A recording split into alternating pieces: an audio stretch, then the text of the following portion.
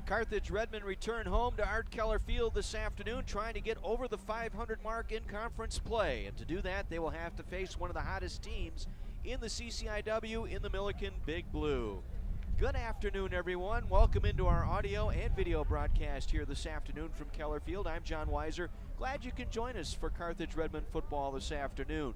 The Redmen are 2-2 in conference play, 2-3 overall after a heartbreaking loss last weekend in Bloomington against Illinois Wesleyan. That game delayed more than 2 hours because of lightning in the area, and the Redmen found themselves down 23-17 early in the fourth quarter, and actually 31-17 deficit with 9 minutes to play in that contest. But it was Billy Dury, the sophomore quarterback, making just his second start as a collegiate ball player, led the Redmen on 2 touchdown drives in the final 9 minutes in order to pull it within a 31-31 tie and send the game into overtime.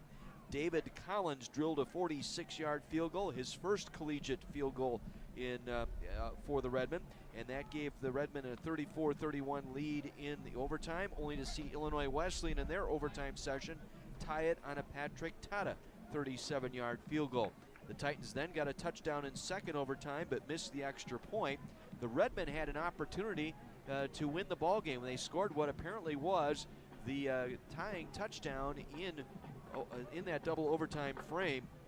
However, the play was called back for an ineligible man downfield, and so Carthage had to settle for one more play on fourth down, and they came up empty on that fourth down play, and the Titans escaped with a 40-34 victory over the Carthage Redmen. Billy Dury, an outstanding ball game, 20 of 37 for 235 yards. He threw 3 touchdowns in that contest, and it was Evan French with 9 receptions for 139 yards, and it was Lafayette McGarry with 111 yards rushing, including a 36-yarder in that overtime frame or in that last drive that sent the Redmen into overtime. Dana Fontenot also with a touchdown in that contest, as Evan French led the team in receptions with 9. Emma Trost leading the team in tackles with 13. Meanwhile, Brandon Bauer threw for 361 yards and a pair of touchdowns. Morgan Alexander held off the score sheet, essentially limited to just 27 yards rushing. However, Jack Healy, their all-conference receiver from a year ago for the Titans, 11 catches for 141 yards. So the Redmen looking to bounce back today against a very pesky Millikin team. They are very much an offensive juggernaut, and it starts with their quarterback, Nico Stepina. They're scoring almost 34 points a game, and they're throwing for almost 275 yards per contest, and they're fourth in the conference in total offense with more than 448 yards in that total. So again, this is a very, very offensive juiced team, and Nico Stepina, their quarterback, was second team all-conference last year. He has thrown for over 1,400 yards and 17 touchdowns, only 4 picks this year. Last week in their victory over Carroll, they had he threw for 7 touchdowns and was named the Offensive Player of the Week in the CCIW. He was 28 of 44 for 380 yards and 7 touchdowns. He also had 25 yards rushing the football in that victory over Carroll. He has some outstanding weapons in the backfield. Jayzante Howard is their running back, a sophomore, 5'6", 160, built a lot like Lafayette McGarry, having a Lafayette McGarry type season. 545 yards and 3 touchdowns. He's averaging 8 yards per carry.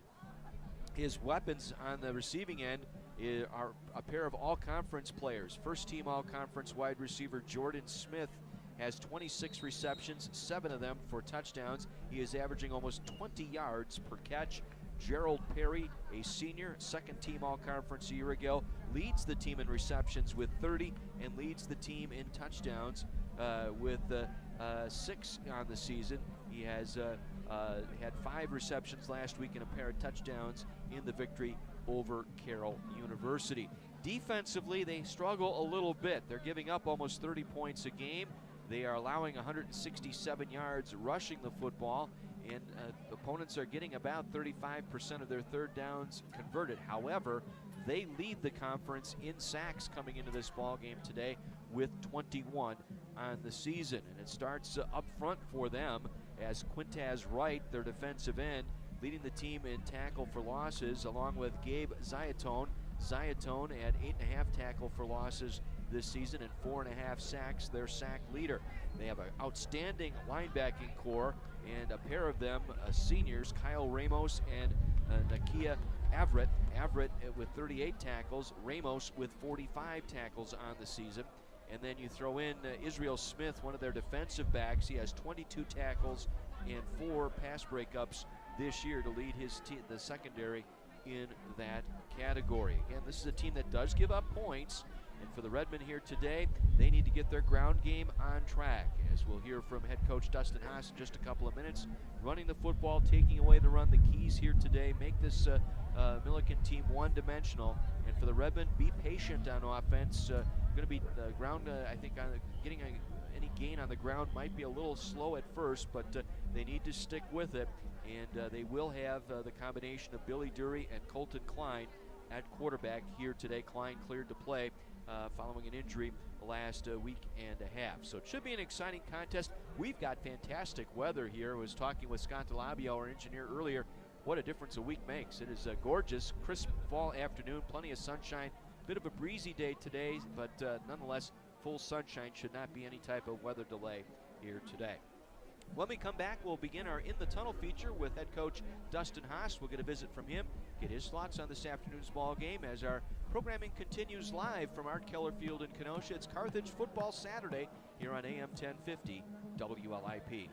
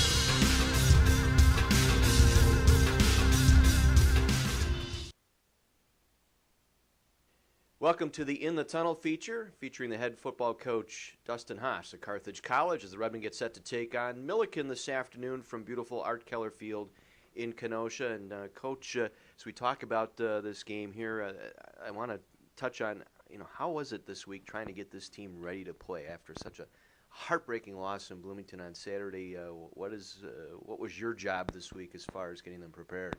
Well, Sunday was tough. They were down. I think everyone was kind of down.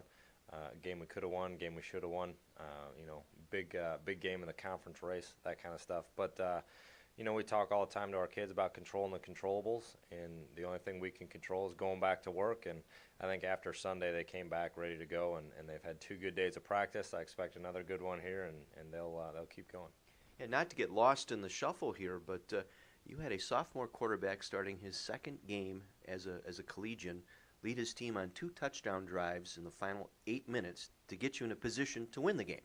He did a great job in that fourth quarter, and I told Billy that that's the way he should play all the time. He was cool, calm, collected, did what he was supposed to do, made the right reads, made all the right throws, and I think as he matures, as he grows up in the game of football, he'll continue to do that.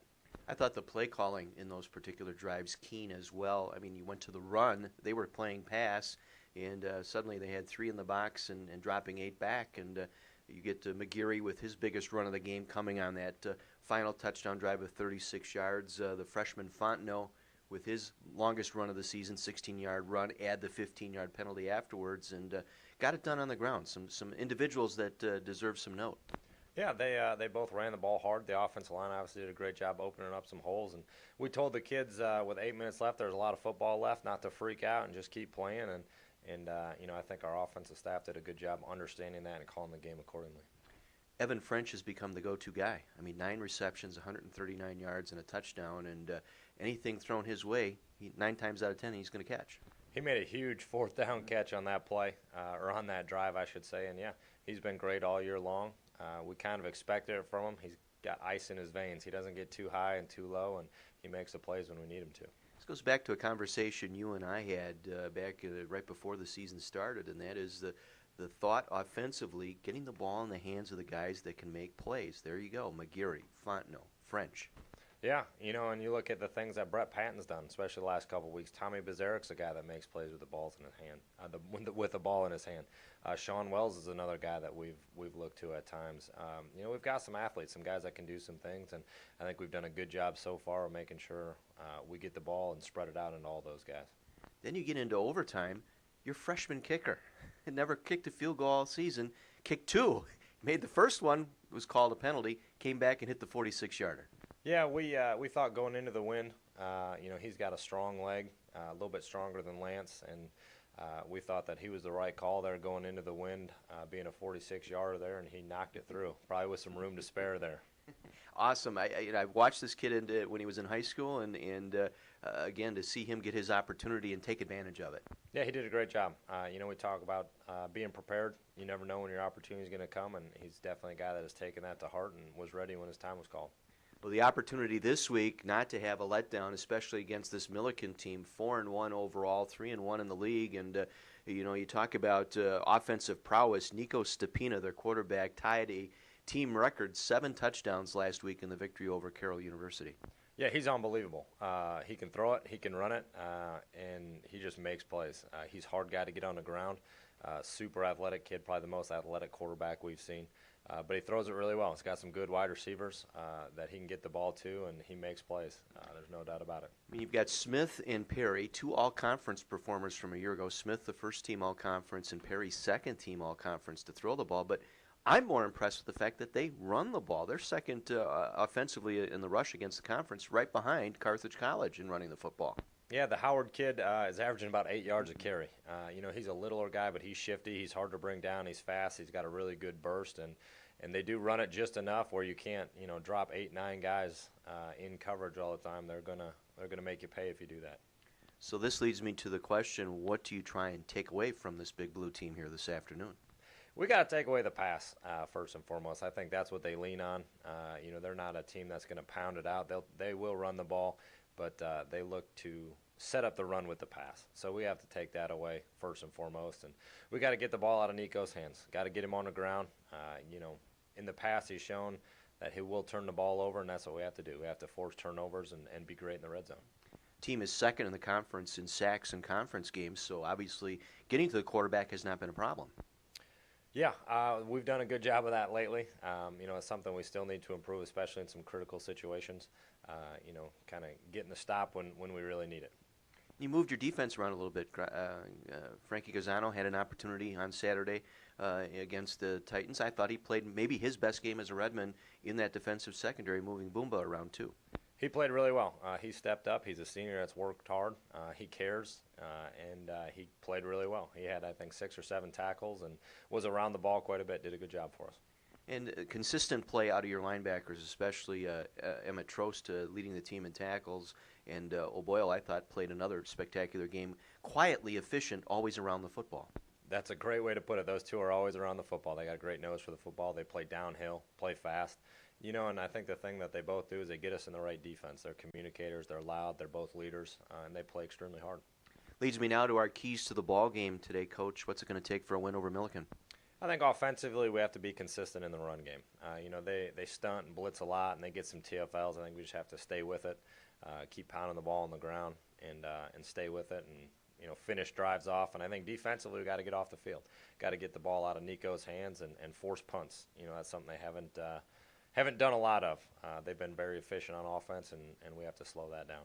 all things being equal, I mean, the Redmen still control your destiny somewhat. You've still got games coming up against North Central and Wheaton, but you've got to get past this Millikin team, who I've labeled the most dangerous team in the league right now.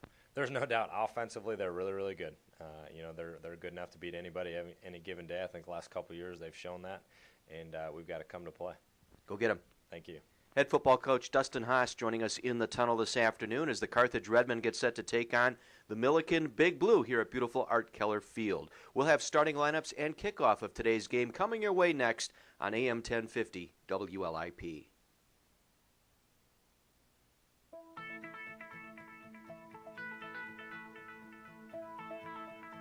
College has given me the flexibility to pursue my passions and my interests, and I've recreated my identity for myself aside from just being an athlete. My greatest personal discovery has been that I am capable of doing things that I didn't know I was capable of doing. To be able to study what I wanted to and continue to play the sport I love, all of those things came together very nicely in one package in Division III.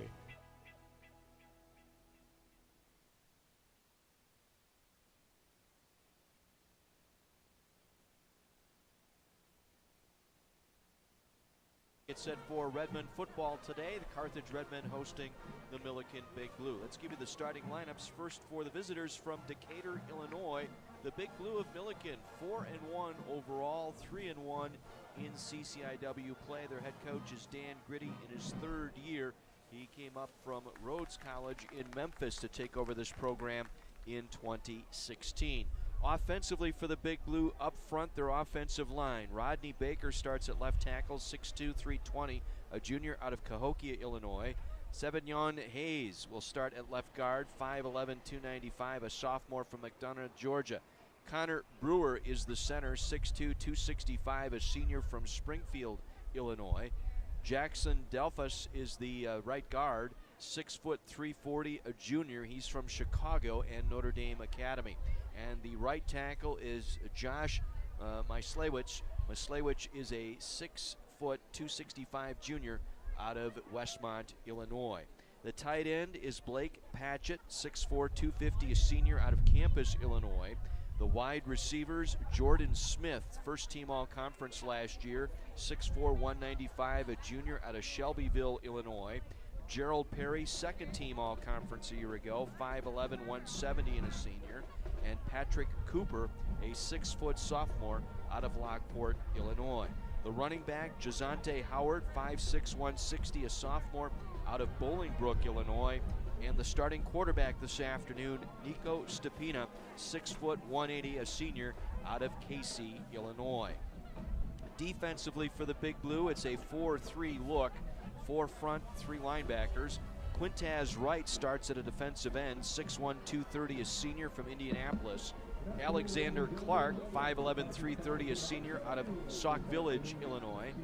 He is a defensive tackle. The other defensive tackle, Davian Jefferson, 6'3", 240, a junior from Kankakee. Gabe Zayatone, he has had an outstanding season on the other defensive end, 6', 220, a senior out of South Charleston, Ohio, 8.5 tackle for losses. He leads the team with 4.5 sacks. At the linebacking core, Matt Brown, a 5'11", 215-pound junior out of Champaign, Illinois. Nakia Everett at the middle linebacker, 5'11", 230, a senior out of Indianapolis. Kyle Ramos at another outside linebacker, 5'10", 180, a senior from Midlothian, Illinois.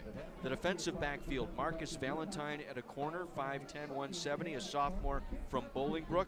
Tatum Teicher will play safety, 6', 160, a sophomore from Baldwin, Missouri.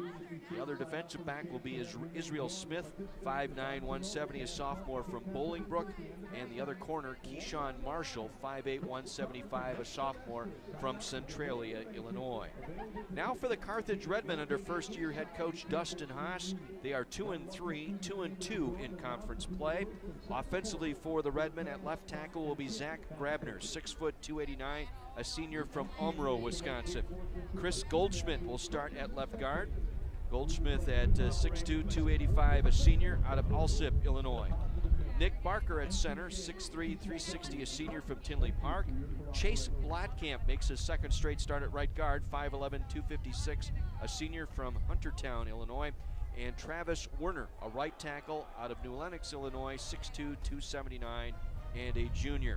The tight end is Sean Wells, 6'2", 252, a senior out of Scottville, Michigan.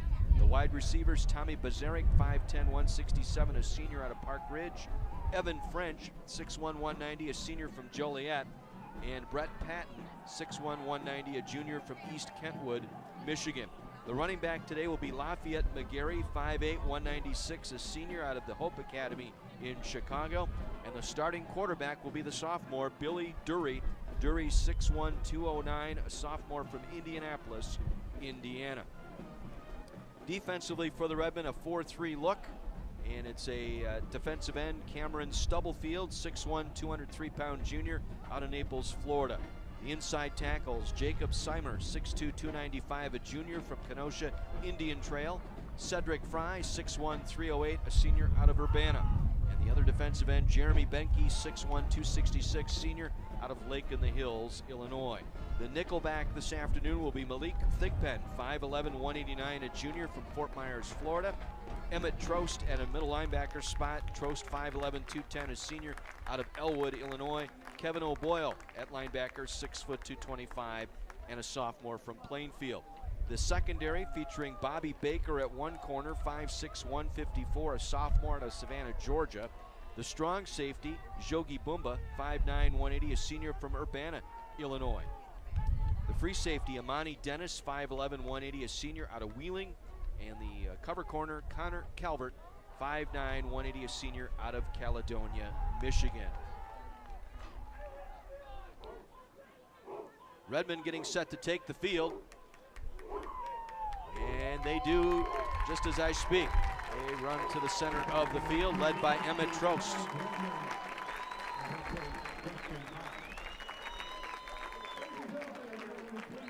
Right now we're going to enjoy our national anthem this afternoon. We have a color guard here today for the American Legion post here in Kenosha, presenting our colors and singing our national anthem this afternoon is a Carthage student from Kenosha, Matt Burton. Today's color guard consists of Ron Hessel, post commander, John Sutter, Phil Morris, and Steve Tyndall. Please remain standing as we honor America with the playing of our national anthem, performed today by the Carthage College Pep Band.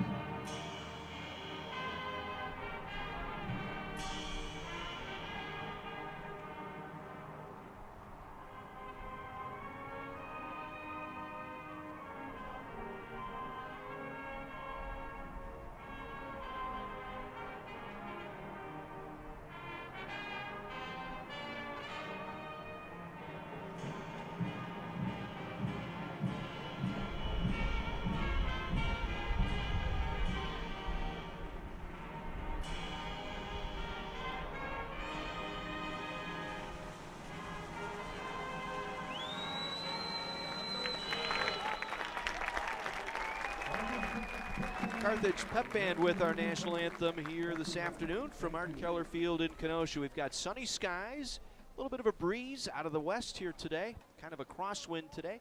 It's going to affect play on that far sideline. And temperatures in around 50 degrees here this afternoon. Other games going on in the CCIW today. Augustana is at North Park. Wheaton makes the trip to St. Louis to take on Washington University. Elmhurst is at Illinois Wesleyan, and under the lights in Naperville tonight, North Central will host Carroll University. Busy weekend here at Carthage College. We've got women's tennis going on this afternoon, 2 o'clock over at the Smeds Tennis Center, and then later on tonight, doubleheader soccer action here from Art Keller Field. Illinois Wesleyan the opponent. Women will take the pitch at 5 o'clock, followed by the men at 7:30 tonight right here at Art Keller Field, part of the Autumn Family Weekend celebration here at Carthage College.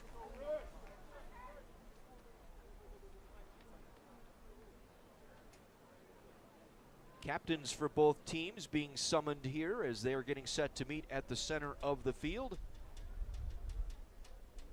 Redmond captains this afternoon, Emmett Trost, along with Kyle Freiberg. Chris Goldschmidt. Check that, Nick Barker out there as one of the captains as well, and Jogi Bumba.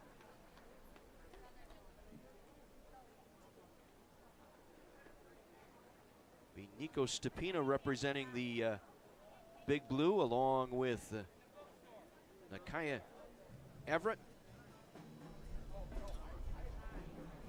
Matt Brown out there as well.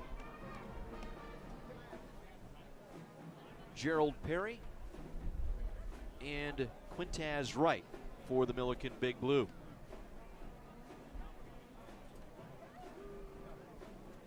Our referee this afternoon is Heath Powell, going over the instructions with both teams at the center of the field.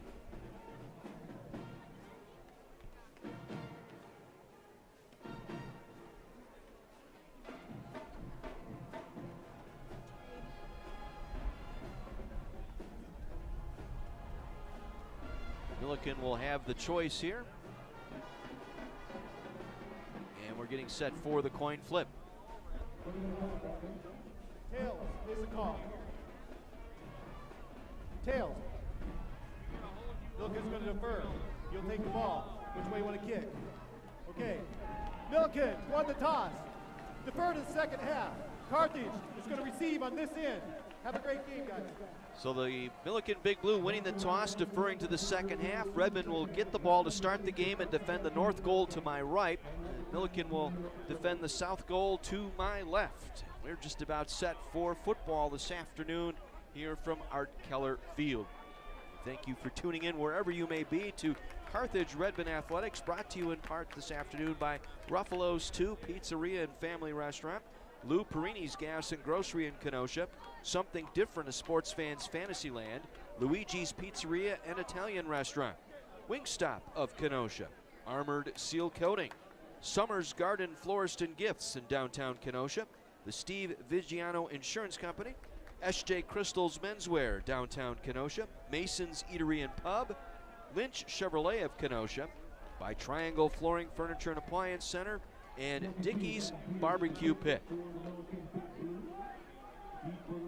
Illinois Wesleyan with the 4-0 record, leading the conference. Millikin, North Central, Washington University, and Wheaton all at 3-1, but Wheaton is at Washington University this afternoon. Be one of the games we will keep an eye on for you as our game progresses here. William Rabley will do the kicking here for the Big Blue. Mazurek and Christian Jones stand deep as the wind has knocked the ball off the kicking tee. We can tell you the Redmond in the home red jerseys with the white numerals, white pants, red and black stripes, and red helmet. Millikin wearing the white jerseys, white pants, blue numerals, black helmet, blue and silver M logo on the side.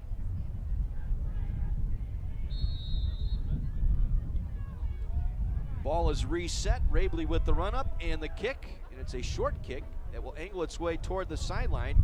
Bazarek going to pick it up just short of the 15-yard line. Tries to step out of a tackle and buried at the 17-yard line.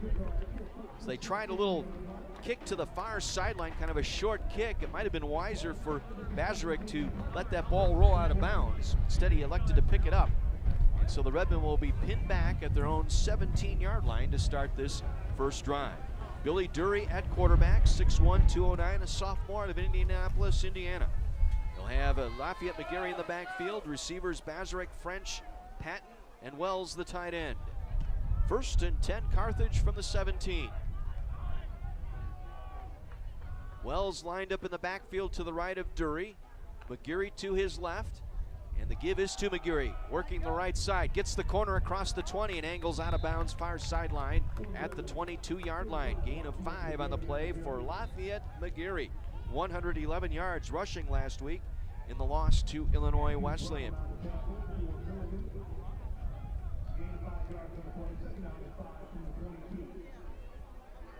Ran out of bounds that time by Matt Brown. Brings up a 2nd down and 5. Dury going to throw here on 2nd down. Steps out of one tackle. Lofts it downfield, and it's nearly picked off. Middle of the field. Intended for Evan French. Broken up out there by the defensive back, Kyle Ramos. Actually, the linebacker getting out there on French. Got a hand on it to knock it away. Incomplete. Brings up a 3rd down and 5 for the Redmen.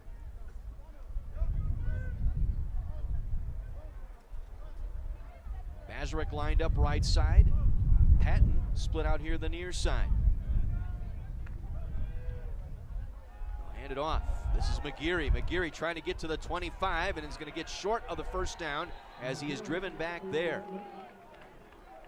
Looked like he was going to get that 1st down, but then it was Ramos, the linebacker, who brought him down.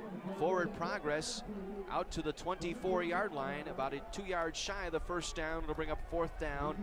Redmond punting unit coming on. Big Blue get the first stop of the afternoon.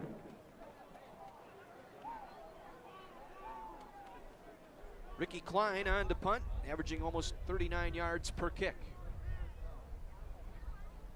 Good snap, strong rush. The left footer gets this one away. Will angle its way to the near sideline and out of bounds near midfield. And will go out at the 50-yard line. So just a 26-yard punt by Klein off the side of his foot that time. And it will go out of bounds at the 50. Millikin will get their first offensive possession. 13:46 to go here in our first quarter. A scoreless game here at Carthage College. Nico Stepina, 6 foot 180, a senior out of Casey, Illinois. 1,400 yards, 17 touchdowns on the season. Jazante Howard in the backfield. They'll go 2 receivers to the left. On 1st down, they'll give to Howard. Big hole over the right side. Howard across the 45, down to the Redmond 41-yard line before he is tripped up there. They spread him out, and they'll run that football. Redmond have to be ready to stop the run, and they'll go to hurry up right away. They go no huddle. Gain of 9 on the play for Howard. Sets up a 2nd and 1. Dangerous down here. They'll go 4 receivers, single back. 2 by 2 here are the receiving core. 2nd down and 1. Howard will get the 1st down inside the Redmond 40. 2nd effort through the Trost tackle down to the 37-yard line. Gain of 4 and a 1st down for the Millikin Big Blue.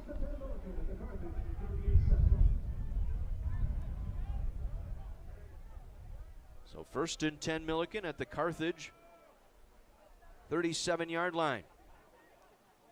Stepina hands it off again. Howard picks his way around the right side, this time wrapped up right at the line of scrimmage. Good job by Kevin O'Boyle to seal off the outside edge. Emmett Trost, I should say, in there on the stop for the Redmen.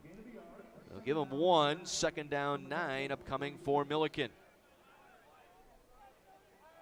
Perry lined up in a slot the far side along with Patrick Cooper. 2nd and 9 from the Redmond 36. Stepina changing the play clock down to 11 here.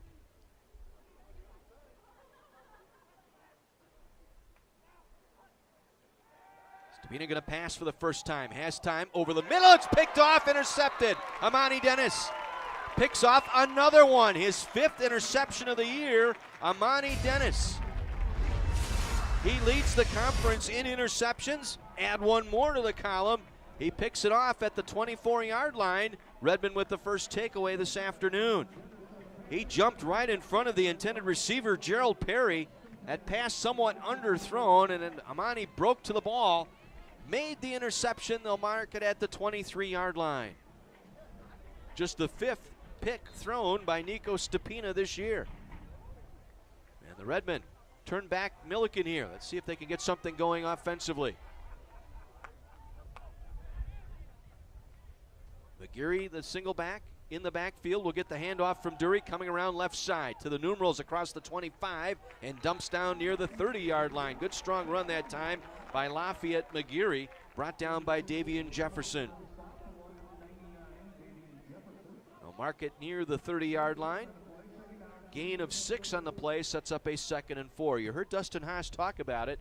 Wanted to be patient with the running game, get that established here this afternoon.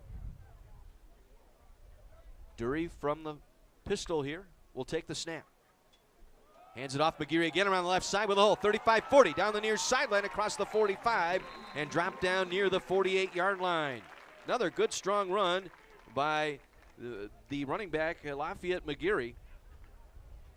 David Rivers on the stop. The nickel back out there for the Big Blue, but it's being called back for a holding call here. Second down.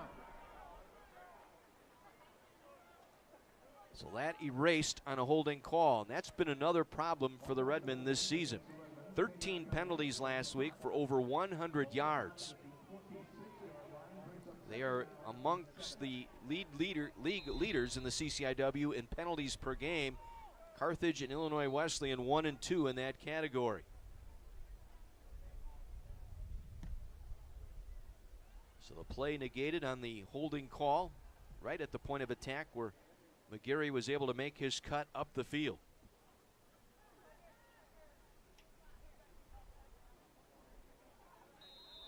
So they mark it back at the Redmond 26-yard line. Second down, 7.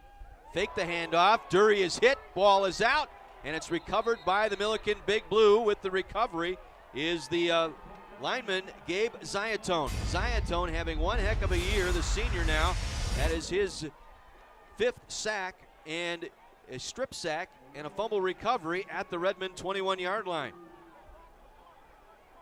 Got a hand in there. Might have been Quintez Wright who got the hand in there, but it was Ziatone who came up with it at the Carthage 21. Each team with a turnover. Millikin will get the ball back here at the Redmond 21-yard line with just over 11 minutes to go in a scoreless first quarter.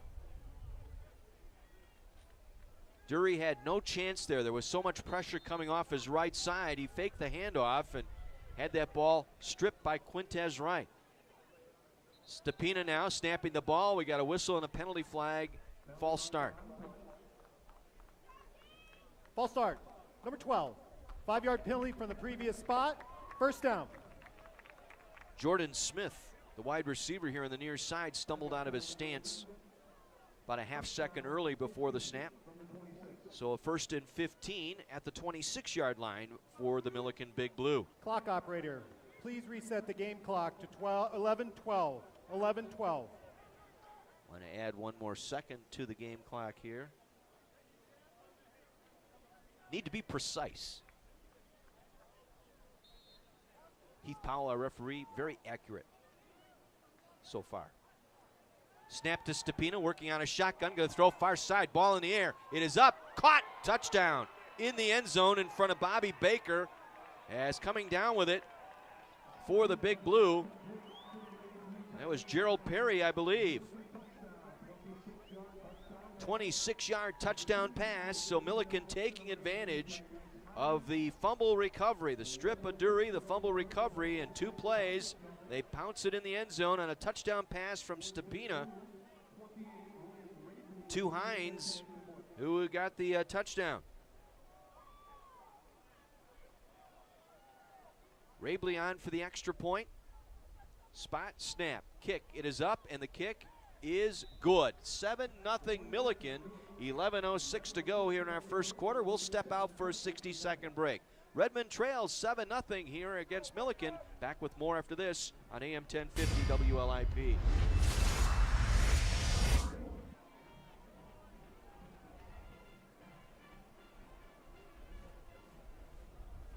Put your headset on, you can listen.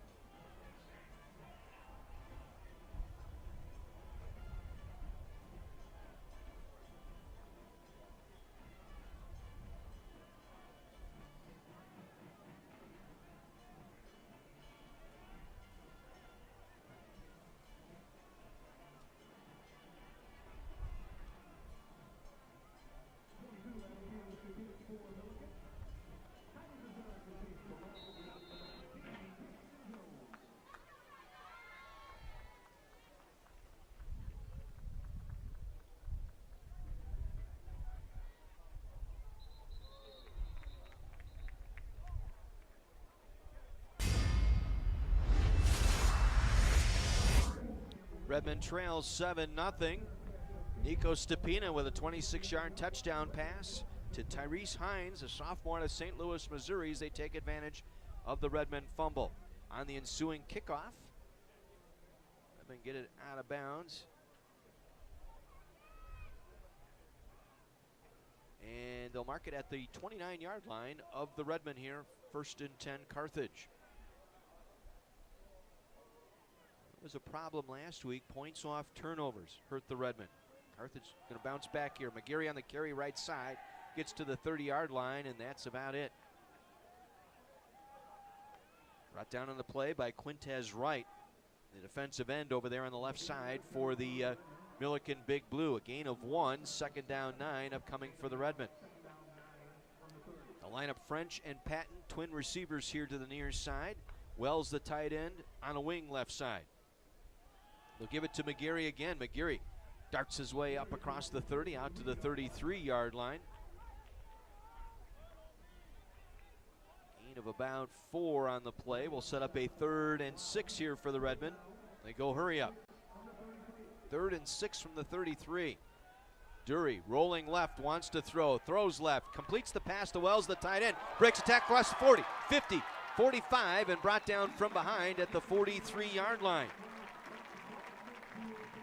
Jake Robinson chased him down, a senior out of Fenton, Missouri, able to chase him down, and so the Redmond in business here at the 44-yard line of the Millikin Big Blue. Nice pitch and catch that time for 23 between Dury and Evan French. Redmond in Millikin territory for the first time this afternoon. Handoff will go to McGarry. McGarry tries to work his way over the left side, gets inside the 40 down to the 39-yard line. Cameron James in there at quarterback now for the Redmond. See Billy Dury. See him on the sideline here, but I don't getting looked at immediately by the trainer. Now he's back up on the sideline next to Dustin Hasek, the head coach. James will hand it off. This is Fontenot, big hole. Fontenot 20, 15, 10, 5, touchdown, Carthage. The freshman, Dana Fontenot, out of Lake Charles, Louisiana, his 3rd touchdown as a Redmond. This one will go from 39, and the Redmond an extra point away from tying this game up. Nice hole over the left side. Goldschmidt and Grabner, left guard, left tackle, able to open it up. And Fontenot hit that hole and was gone. 39 yards for the touchdown. Unland on to attempt the extra point. Snap, spot. Hold by Kiesel. The kick is up, and it is good. 7-7, Redmond and Millikin. Carthage comes right back. 5 plays, 71 yards, a 39-yard touchdown run by Dana Fontenot, and the game is tied at 7. We heard Dustin Hasek talk about this, and that is get the running game going, get that established, and so far Redmond have done that, overcoming that fumble by Billy Dury. That led to Millikin's touchdown to come right back here on a 71-yard drive in 5 plays.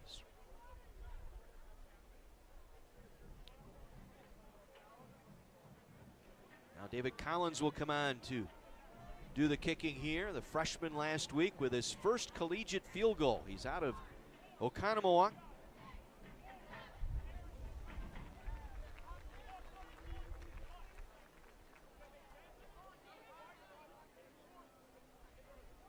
Check that Pewaukee. Let's get those two communities mixed up. But I know I saw him 2 years ago. We did a game on my 24. We had Pewaukee on, and remember him. Pretty healthy leg in that ball game. Was impressed with his. I think he had 2 or 3 kickoffs that went into the end zone as a high school player. Very strong leg. So the ball falls off of the tee once again. Again, we've got a breezy afternoon, but plenty of sunshine here at Keller Field. Redmond have won 4 straight in this series, and they are 1 victory away from evening up the total in this series. They are 30, 31, and 1 all time against the Big Blue. This one will drift down to Jamal Martin from his own 5. Near sideline across the 15 and wrapped up from behind. Short of the 20-yard line, Liam Pooler getting down on special teams for the Redmen. The sophomore, normally a running back, playing special teams here this afternoon with the tackle at the 20-yard line. Just a 15-yard return by Jamal Martin. So 1st and 10, Millikin at their own 20-yard line. 9:14 to go here in this tie ball game, 7 apiece.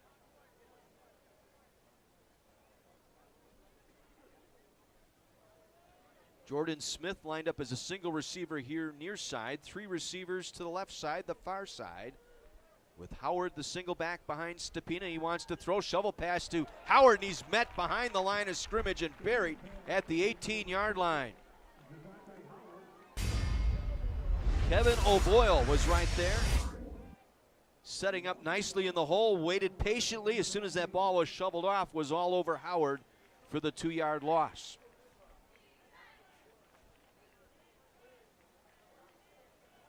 Second and just over 11 here for the Big Blue. Ball inside the 19-yard line. Howard, the single back. 2 receivers left. They'll give it to Howard. Tries to go up the right side across the 20 and stop at the 25-yard line. Jogi Bumba off the bottom of that pile for the Redmen with the stop. Be a gain of 6. It'll set up a 3rd and 5 for Millikin. Big Blue converting 52% of their 3rd downs this season. 3rd and 5 from their own 25. 4 receivers, 2 by 2 here for Stepina. Fakes the handoff, now under pressure, circling to his right. Going to throw it up and throw it away, incomplete down the near sideline. Pressure that time from Eric Freeman for the Redmen, forcing Stepina to the near boundary, forcing him to throw that one away. Incomplete, the punting unit coming on. Defense got their stop here, a 3 and out. We'll get the football back. Wyatt Fox, only his 17th punt of the season. And this is a team, as I said, converting over 50% of their 3rd downs. This is a win here for the Redmen to get off the field in a 3 and out. Good snap to Fox. Gets this one away. Spiraling kick that will bounce. Bazarick will let it roll out of bounds inside the 25-yard line. Battling that sun, looking in from his right to left here. We'll go out at the 25-yard line. 50-yard kick with the bounce that time by Wyatt Fox. Carthage will take over on their own 25 with 7:44 to go here in the first quarter. 7-7, Carthage and Millikin. 7-0 Wheaton on top of Wash U. That game in St. Louis this afternoon, midway through the first quarter. Got movement up front here. Check out the penalty here. Prior to play, false start, 42, 5-yard penalty. First down. That's on the freshman Sammy Limbaugh, the tight end. First lined up straight, then lined up in the 3-point stance, then came out of that 3-point stance. 1st and 15. McGeary. Check that is Fontenot. Fontenot, the freshman who scored the touchdown on the carry. It's a gain of 2, back out to the 18-yard line. We'll bring up a 2nd and 13.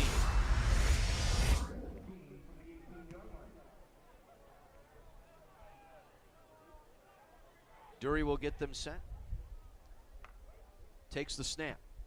Fakes the handoff, rolls to his right, throws right, completes to French, but he's submarined immediately on the play on that far sideline.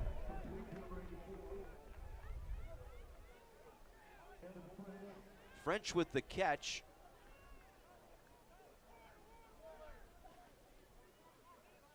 And the tackle made by number 26. I've got him listed as the Davian Severano, who's listed as a backup running back. Not sure if that should be 25 Ashton Sandy or not, but we'll go with it. Now Dury under pressure, going to loft it out over the middle, and it's incomplete. Penalty marker down. Evan French was trying to run a skinny post that time near the far hash mark toward the middle of the field and was held up on the play by David Rivers. Pass interference, number 24 of the defense. 15-yard penalty from the previous spot. Automatic, first down. So the Redmen get the first down on the interference penalty to David Rivers. He was matched in man coverage with French. French a double move that time, faked like he was going to continue outside, then came back inside, and Rivers grabbed a hold of his jersey as he made his cut toward the middle of the field.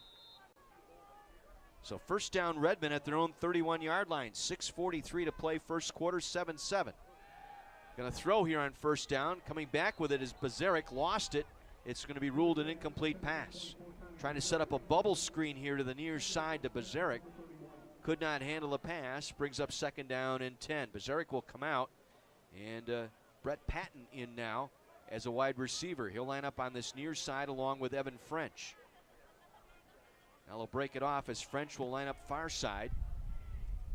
Wells the tight end and a wing here to the left side. They'll hand it off. McGeary met in the backfield. Nowhere to go. No blocking whatsoever as McGeary loses yardage on the loss of 11 back to the 20-yard line. My goodness. What happened to our offensive line there?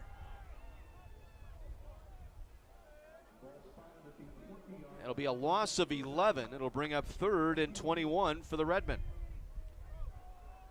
Need to get to the 41-yard line here for the first down. Ooh, my.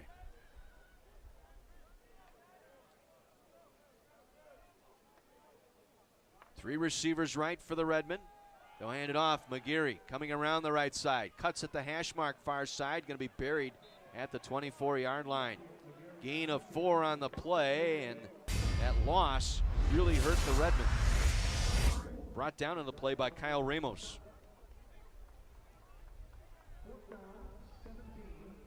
So 4th and 17, and the Redmen punting unit coming on.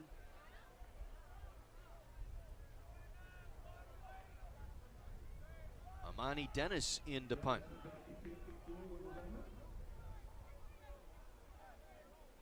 Must keep your eyes open here. Dennis with that 36-yard run on a fake a couple of weeks ago against Carroll University.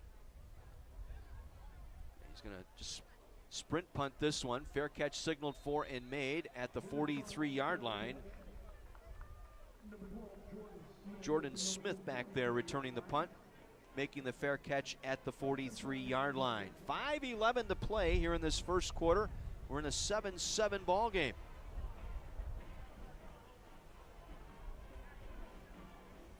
Nico Stepina with a touchdown pass. He was also intercepted here in this first quarter. Dana Fontenot for the Redmen. 39-yard touchdown run. That's where we stand here. Heading into the latter stages of quarter number 1. Stepina working out a pistol here. Play clock operator, please set the play clock to 25 seconds. Wait for my signal. Phil Anderson having a rough afternoon running the clock.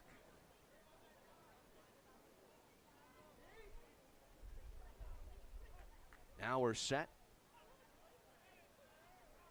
Stepina hands it off. Howard trying to come up the middle across the 45 and brought down near the 48-yard line. Emmett Trost, and then we got a late penalty marker thrown after the play. This stuff really gets me upset. I'll tell you what, there was no reason for it between, if this is on the Redmen, would have had a man stop for a 3-yard gain. After the play, unsportsmanlike conduct, number 7 of the offense. Unsportsmanlike conduct, number 2 of the defense. That is their first unsportsmanlike conduct of the game. Offsetting unsportsmanlike conduct penalties, Yogi Bumba and Gerald Perry for Millikin. Those penalties offset. So the down counts. 2nd and 6 here for Millikin off that 4-yard run.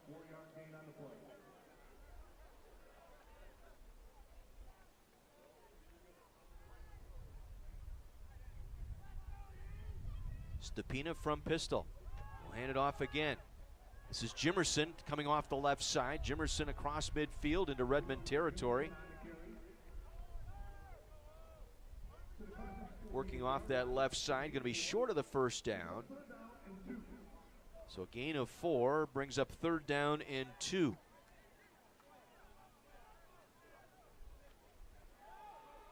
Again, trying to run the football, and again stopped up the middle. See where they spot it here. Jimerson with the carry once again. Well,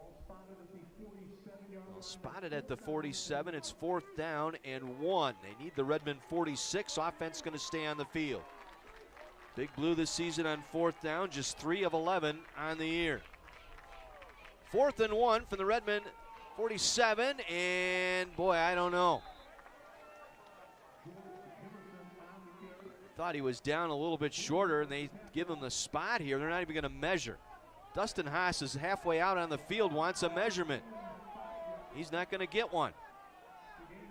He's asking for one, not going to get one. They'll mark it as a 1st down right at the 46-yard line of the Redmond. Jimerson getting the 1st down. He remains in the backfield here. 1st and 10, Millikin at the Carthage 46. 3:40 to play here in the 1st quarter.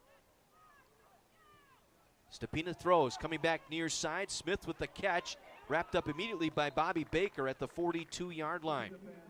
Gain of 4 on the pitch and catch between Stepina and Jordan Smith.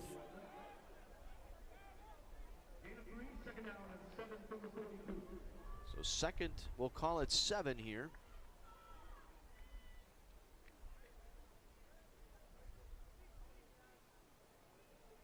Three receivers to the left. Smith single receiver here to the near side. Stepina from the pistol wants to throw. Drops back under pressure and down he goes. Cam Stubblefield getting there first. A little help from Eric Freeman as well. The sack back at the 50-yard line. It'll be a loss of 8. Good job by Stubblefield that time.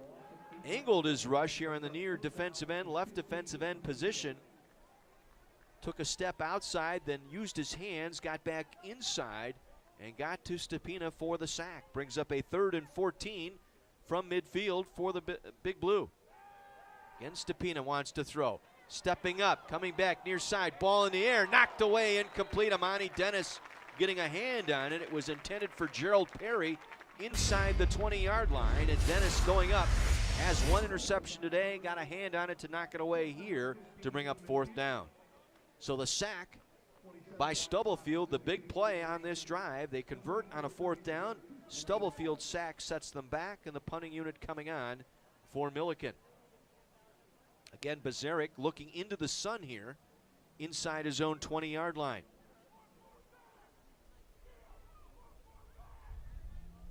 Fox awaiting the snap. Low one, gets it.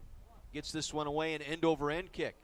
Bazaric will take at the 16. He signaled for a fair catch, says the official. They'll give him the fair catch at the 15. Fair catch signal. That is not a penalty. It's dead where we're caught. The running commentary by our official here this afternoon, Heath Powell. Looked like he was shading his eyes. I didn't think he made the signal for the fair catch. Looked like he just brought his hand up, trying to shade his eyes, looking into the sun. But the official took that as a fair catch signal. So Redmond ball at the 15-yard line with 2:13 to play in a 7-7 ball game here in the 1st quarter. Carthage going right to left here late in the 1st. Dury from the 15-yard line gets the snap. Hands it off to Fontenot. Circles back around to the left side, and he's buried inside the 10-yard line.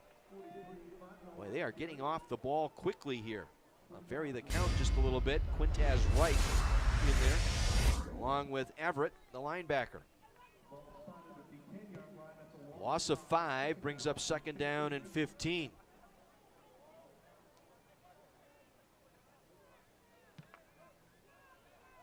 Dury wants to throw here on 2nd down, dumps it over the middle, complete to Sean Wells, but Everett wraps him up at the 13-yard line immediately as he made the catch.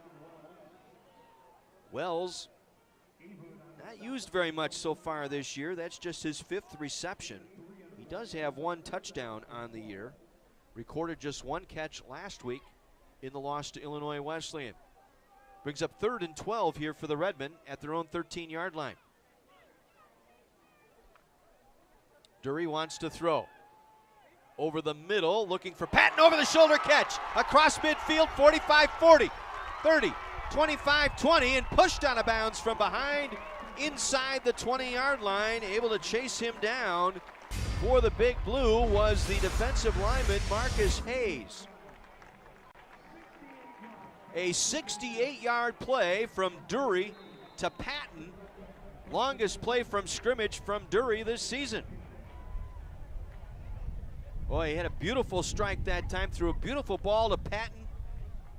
Caught at the near hash mark just before midfield, continued his angle. Got out of bounds. McGeary on the carry on first down is thrown for a 3-yard loss back to the 22-yard line. Patton, that is his longest pass reception of the year, 68 yards. 2nd down 13 from the 22 with 25 seconds to go here in the quarter. Now hand it off, McGeary up the middle, inside the 20 and down to the 15-yard line where he has wrapped up there, and that's going to end our first quarter here in Kenosha. So Redmen on the move in the red zone. As we get set to start this second quarter, we'll see here. Redmen look like they want to run one more play here.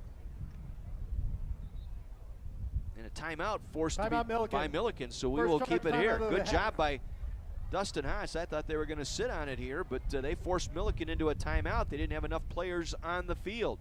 2.8 seconds to go here in the quarter. Redmen facing a 3rd and 7 from their own 15. Other scores in the CCIW this afternoon. In the second quarter now, Wheaton leads Washington University 7-0. Illinois Wesleyan is at home again this afternoon. They're hosting Elmhurst. And that game, early second quarter, Wesleyan with a 14-7 lead. North Park at home hosting Augustana, and Augustana in the second quarter leading the Vikings from Chicago 7-0 in that one. Later on tonight, Carroll University is in Naperville to take on North Central. 2.8 seconds to play, first quarter. Redmen facing a 3rd and 7 at the Big Blue 15-yard line. Dury gets the snap, looking to throw. Goes out far side, back of the end zone, ball in the air, and it's incomplete. Looking for Bazarek to end our first quarter. So a 4th down, decision time here for the Redmen as they decide whether or not to go for it or kick the field goal when we come back. 7-7, Redmen and Millikin on your home for Carthage football, AM 1050 WLIP.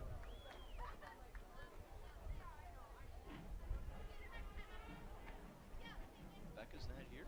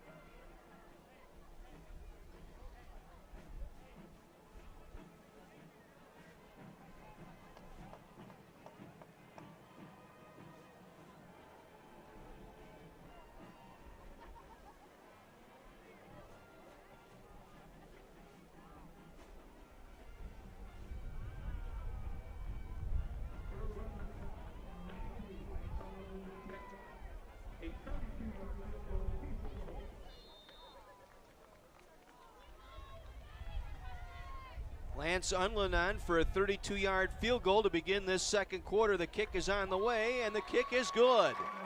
Unlin drills one from 32, and the Redmen take their first lead this afternoon, 10-7.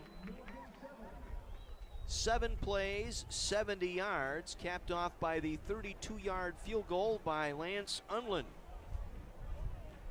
And it's a 10-7 ball game. Dury in that first quarter was 4 of 7 for 92 yards. He was sacked once, also fumbled.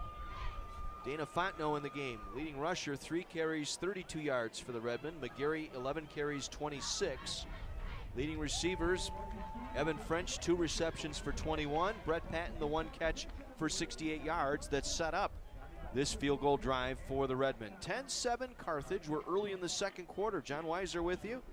Glad you're along on 1050 WLIP. And for those of you tuning in down in Decatur, welcome to our video feed on Carthage Video. Glad to have you along.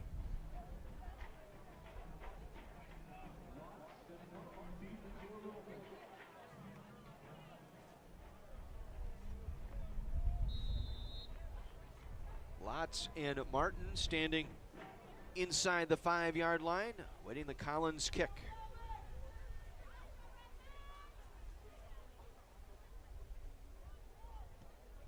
A short end-over-end kick. Martin will take inside the 10, across the 15, outside 20, 25, 30, near sideline across the 35, and Collins, the kicker, able to get him out of bounds short of the 40-yard line. They'll mark him out at the 38-yard line. That's where the Big Blue will get it here, 1st and 10. Good field position here for Millikin. Nico Stepina, 3 of 6 for 29 yards, including a 1 touchdown, 26-yard touchdown pass to Hines. Howard, 4 carries for 20. Jimerson, 4 for 10. It'll be Howard in the backfield here to start this drive from their own 38-yard line. Stepina working from the pistol. 2 receivers to the right. Wants to throw, now fakes, hands it off. Coming out of the backfield is Howard across the 40 to the 45, and Emmett Trost drills him to the turf at the 45-yard line. Be a gain of 7 on the play. Will set up a 2nd and 3. Kind of a little, almost like a Statue of Liberty look that time. Stepina going back, looking like he was going to throw, posed in that throwing motion, then turned and handed it off to Howard, running to his left. 2nd and 3. Now motion up front. Prior to the play, false start, number 79 of the offense, 5-yard penalty, 2nd down. It's on right tackle Kenneth Williams, a freshman out of Bolingbrook. Jumped out of his stance early, so the 5-yard penalty will make it a 2nd down. We'll call it 8 here for the Big Blue. Ball at their own 40-yard line. Howard, the single back in the backfield, 2 receivers to the right, single receiver left for Stepina. He wants to throw, has time, comes back near side, catch is made at the 50, near side, and dropped at the 49-yard line. Tyrese Hines, who caught the touchdown pass earlier, made the catch. They'll call it a catch. Looked like he bobbled it there for a minute. Connor Calvert was in on the stop. They'll mark it out at the Carthage 48-yard line. Gain of 12 and a 1st down for Millikin. There was some conversation there between the head linesman and the umpire as to whether or not he had full control of that catch. It's ruled a catch. 1st down, Millikin. Stepina throwing to the right side, complete to Jordan Smith. Bobby Baker right with him for just a 1-yard gain. Oh, they're going to give him full forward progress. Oh, my. Already out to the 44-yard line. He had circled back and given himself up. We'll look at the replay one more time here. Made the catch well inside the 45, and the line judge on that far sideline,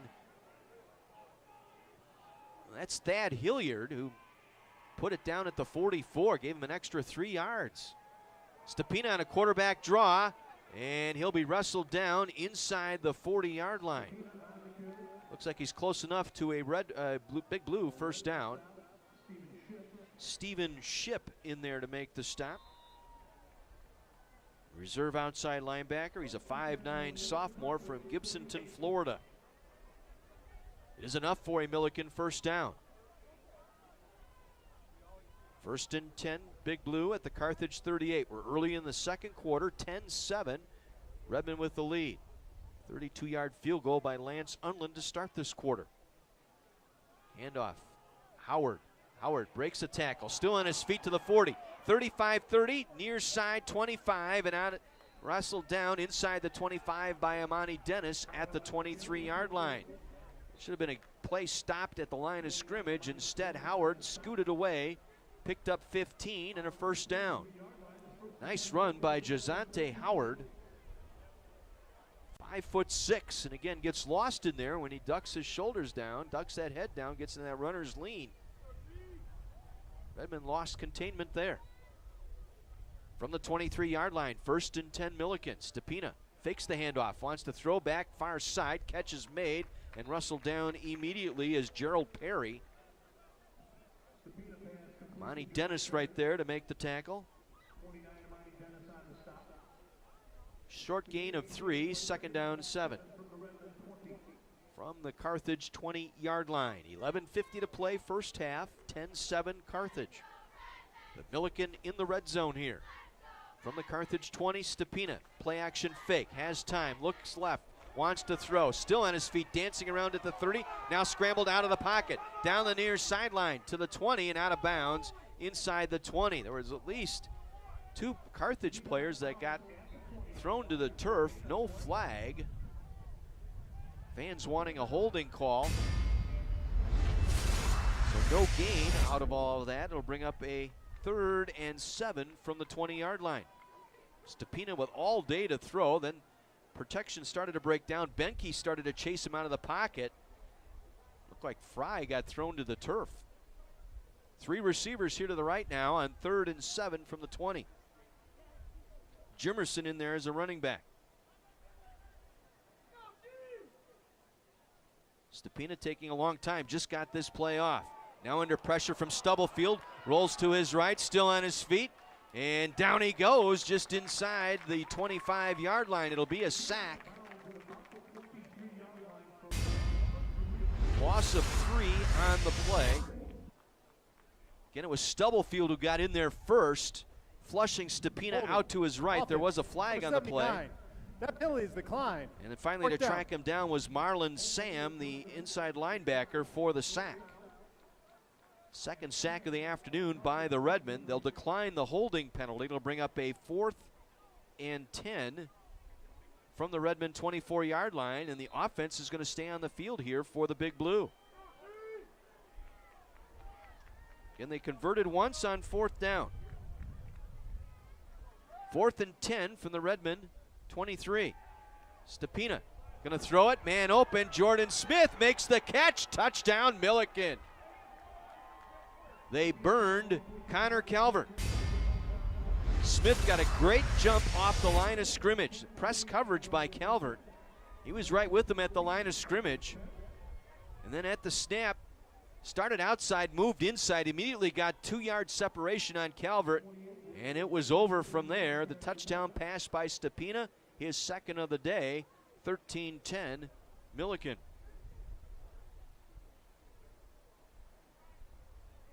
Rabley on for the extra point. Low snap, gets it away, and it is no good, wide left. Muffled snap that time, cost him the extra point. We'll pause and take a 60 break. Millikin regains the lead, 13-10 over the Carthage Redmen. Back with more from Keller Field after this on AM 1050 WLIP.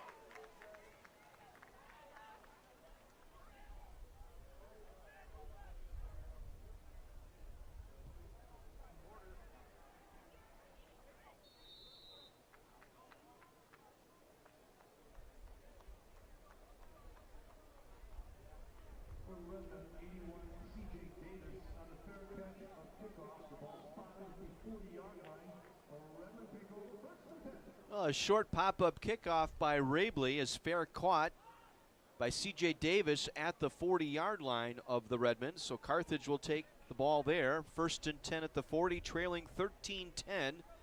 It was a 9-play drive and a 23-yard touchdown pass from Stepina to Jordan Smith. Second touchdown pass of the day for Stepina. 1st and 10 Redmond. They will hand it off McGarry. McGarry brought down at the 40-yard line for no gain. Pulled down from behind by Jordan Tellez. Tellez, 6-foot freshman out of New Lenox, Illinois. He has 2.5 sacks on the year. He got in there quickly. No gain on the play. 2nd down and 10. Ball at the 40-yard line of the Redmond. Dury at quarterback. Will take the snap. Pumps once, now throws it out near sideline. Over the shoulder catch and out of bounds at the 35-yard line. That was C.J. Davis, the freshman out of Bloomington. Beautiful catch. They'll mark him out at the 31-yard line. We get one more look up here in our replay. It was like a hitch and go almost. Davis with a double move. Ineligible downfield. And they're going to call an ineligible man downfield here to negate the play. 2nd down. So 2nd time in 2 weeks, the Redmen flagged for a man downfield. And it's going to go on, I think it was Nick Barker, the center. He's having the conversation with the umpire. He and Goldschmidt, pair of seniors. That negates a big play. 29-yard play by C.J. Davis, but penalty erases that, brings up 2nd and 15. Dury comes back to Davis again, makes the catch, and is pulled down across the 50-yard line. Late flag there, you betcha. Extracurricular activity after the tackle by David Rivers. Had him by the jersey, slammed him down to the turf, put the forearm across the chest, and was flagged for the personal foul.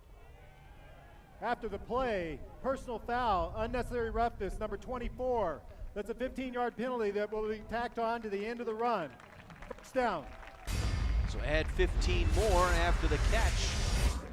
C.J. Davis went out of bounds at the 45, well over the white. And Rivers continued to engage in the tackle. They'll spot it at the Millikin 36-yard line. 1st and 10 Redmond. Dury comes back near side. C.J. Davis makes the catch at the 25 and is pulled back there. Kashawn Marshall. Gain of 11 on the play. Kashawn Marshall able to make the tackle. Redmond right back to the line of scrimmage, ready to snap it here. 1st and 10, and now Millikin forced to take a second timeout. Millikin. Second charge timeout of the half. So Millikin with the timeout. Let's take a look again around the CCIW. 2nd quarter score in St. Louis. Wheaton 7, Washington University 3. Midway through the 2nd in Chicago, the Rock Island Vikings of Augustana leading the North Park Vikings 7-0. Illinois Wesleyan pounding Elmhurst now. 8.5 minutes to go in the 2nd quarter. 27-7. Titans on top of the Blue Jays, and tonight at 6 in Naperville, North Central will take on Carroll University. Big Ten football this afternoon. Early 4th quarter, Iowa leading Indiana 35-16. Early 4th, Ohio State coming from behind now, leading Minnesota 23-14. Early 4th quarter, a back and forth game in Evanston, Nebraska leading Northwestern 28-21. Maryland all over Rutgers, 34-0. 5 minutes to go in that ball game. Dury on a play-action fake, scrambles to his right, trying to get to the sideline, and does. Out of bounds at the 20, inside the 25-yard line. Matt Brown able to ride him out, the junior linebacker for the Big Blue. 2nd and 10 upcoming here for the Redmen.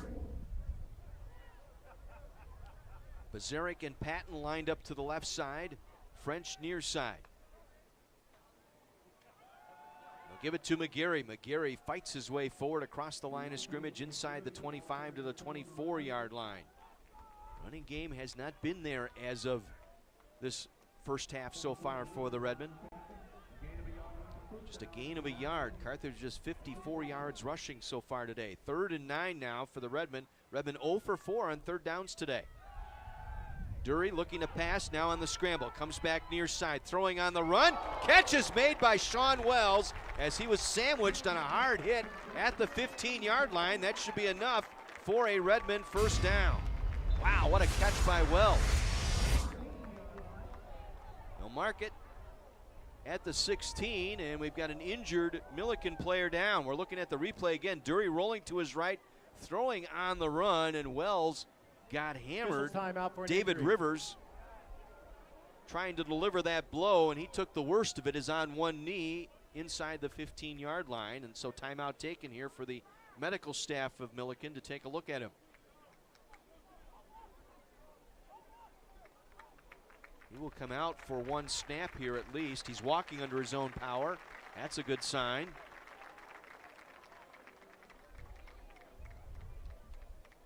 David Rivers, a junior out of Memphis, Tennessee. They did not give him the first down. They'll mark it at the 16, so 4th and 1 for the Redmen. Liam Pooler is in there now as a running back for Carthage. Check that, it's McGarry. He'll get the first down. Second effort inside the 15, down to the 14-yard line. Nakia Everett getting credit for the tackle, but Carthage converts on 4th down. They keep the drive rolling. McGarry with the 1-yard run.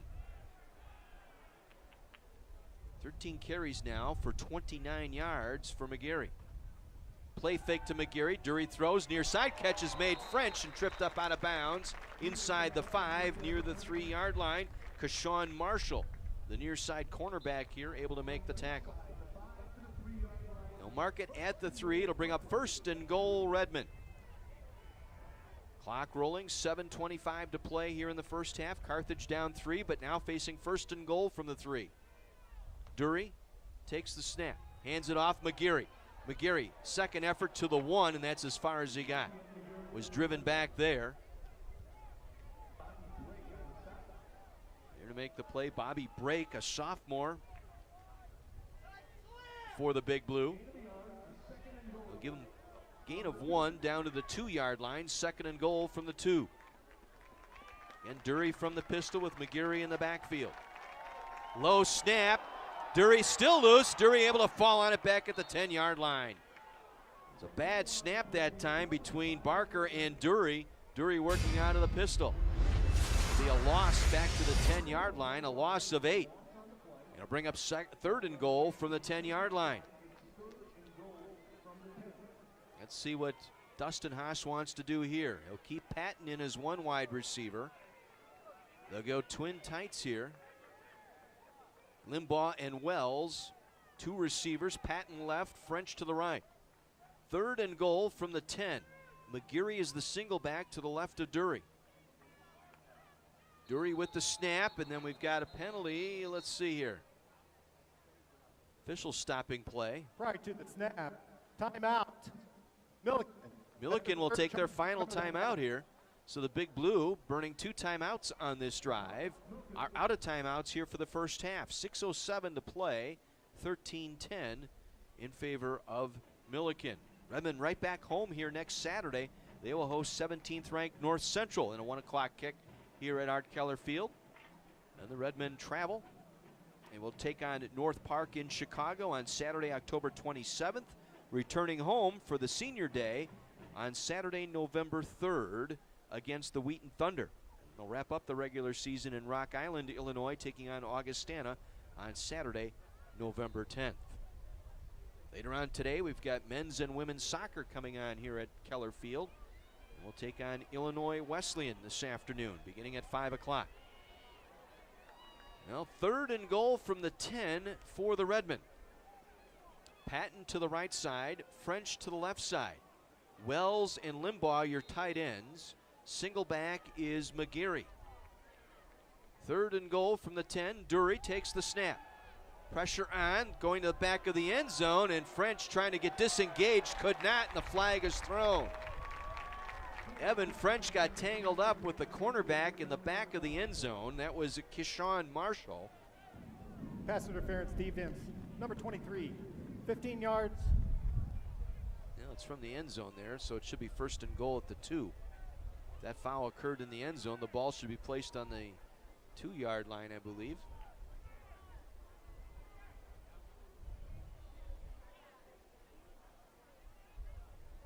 Officials are talking it over.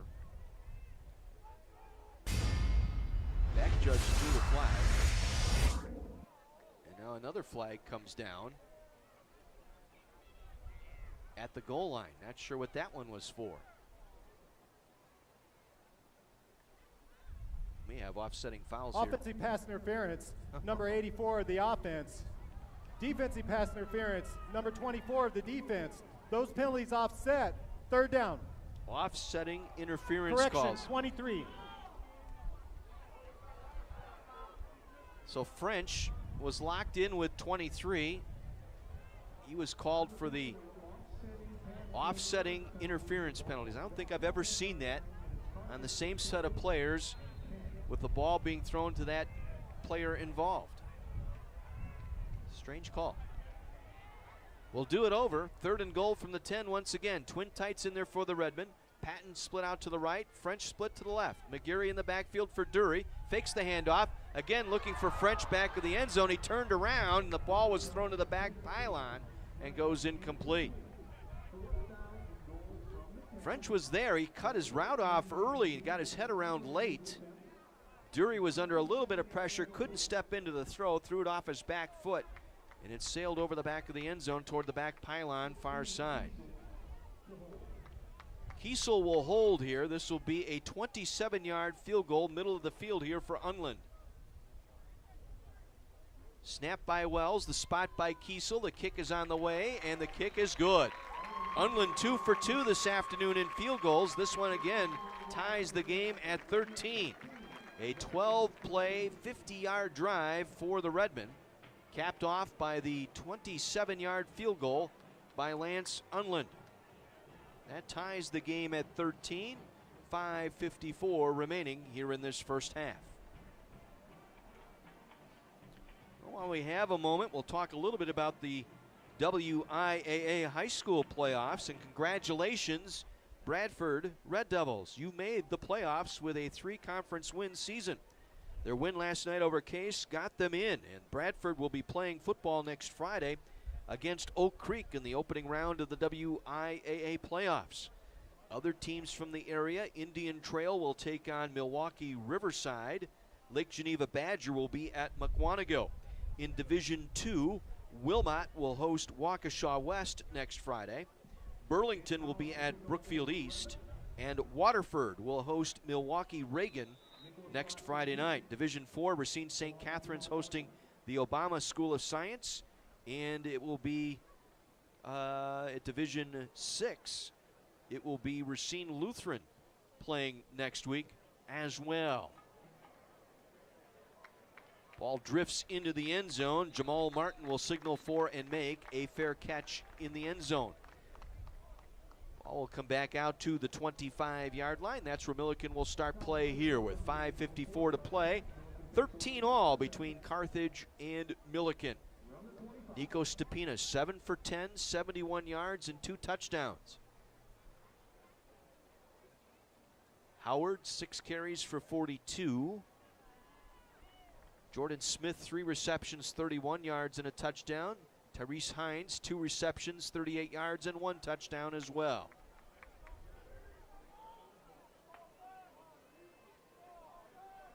Three receivers to the right, single receiver left here on 1st and 10 from their own 25. Stepina wants to throw. Steps up in the pocket. Launches one downfield, has Jordan Smith wide open, makes a leaping grab. Ball came out, incomplete. He went up for it. Bobby Baker stayed with them as that ball was thrown a little bit high. Got held up by that crosswind just enough. Allowed Baker to close, get a hand in there, and knock it away from Jordan Smith, incomplete. Smith got clear a good 3 or 4 yards, but that ball got thrown up. The wind held it up long enough, and when Smith came up to get it, as he was coming down, Baker got a hand on it and raked it away. 2nd and 10. Stepina now gonna run, steps out of a tackle, across the 25 and out of bounds at the 30-yard line. Seimer had his first shot at him, missed, and O'Boyle ushered him to the sideline at the 30-yard line. Gain of 5 brings up a 3rd and 5 for the Big Blue. Millikin 2 for 7. Check that, 0 for 4 on 3rd downs today. 4 receivers, 3 to the right here for Stepina on 3rd and 5 from his own 30. Takes the snap, gonna run it. Option, gonna pitch it back here to Howard. First down and more, down the sideline and out of bounds across the 40-yard line. They'll mark him out at the 41, a gain of 11. A little option read that time between Stepina and Howard. Stepina acted as if he was gonna run to his left. And at the last second, pitched it back to Howard, who picked up the first down. Pickup of 11 to the Redmond 41-yard line. 2 by 2 the receiving core here on 1st and 10 from the 41. Stepina again wants to throw. Again looking for Jordan. Was pushed, made the catch inside the 20 off of Bobby Baker, and the catch will stand at the 16-yard line. They'll mark it officially at the 15. What a pitch and catch by Stepina to Jordan Smith, picking on Bobby Baker, the sophomore. Actually spotted at the 18. 1st and 10 for the Big Blue. 41-yard pickup. Howard on the carry. Picks his way around the right side. Inside the 15 down to the 14-yard line. Gain of about 4 on the play. Brings up 2nd down and 6. 4 minutes to go here in this second quarter. We're tied at 13, but Millikin driving thanks to that 41-yard pass from Stepina to Jordan Smith. Smith now 4 receptions, 72 yards, and a touchdown today. From the pistol, Stepina once again looking to throw. Under pressure, scrambles to his right. Throws on the run, back of the end zone. Jordan Smith, touchdown, Big Blue. Stepina took a shot after he let go of that football, got up gimpy, but it goes as a touchdown pass to Jordan Smith from 15 yards out. 3rd touchdown thrown today by Stepina. He now has 10 in the last 2 weeks. Well, the Redmen got some pressure off the edge that time, as getting in there for Carthage initially was Steven Shipp, the outside linebacker on a blitz, provided the pressure, but Stepina able to step away, dance away enough to find Jordan Smith for the touchdown. This kick is up, and it's off the left upright and no good. 2nd straight miss by Rabley on the extra point here today, and it's a 19-13 Millikin lead. 6 plays, 75 yards, capped off by the 15-yard Stepina touchdown pass to Jordan Smith. Smith now 5 receptions, 87 yards, and 2 touchdowns today, as Stepina danced around long enough to stay alive as he got out of that initial chase by Shipp to throw that touchdown pass. Again, the Redmen got some pressure, but unable to contain. You got to keep him in the pocket. That was the talk of the coaching staff this week in practice. Need to contain Stepina, keep him in the hash marks. When he gets outside that hash mark, when you chase him out, his eyes are always downfield. He never looks to the marker or sideline. He's always looking downfield for an open receiver.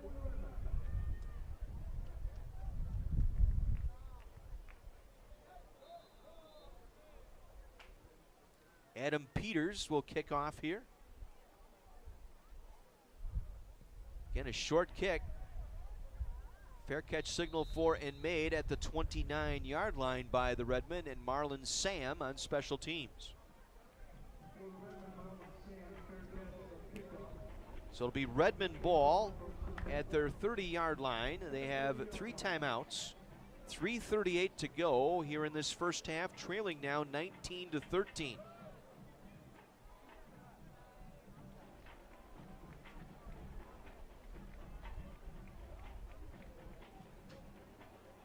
McGeary will be in the backfield here, along with Dury, the quarterback, who'll work from pistol. Dury wants to throw on 1st down. Looking left, throwing left, overthrowing French, incomplete. Thought French was going to run a go route down the sideline. He broke that route off at the 45-yard line, and Dury's pass well overthrown, incomplete. Brings up 2nd and 10 from the 30-yard line.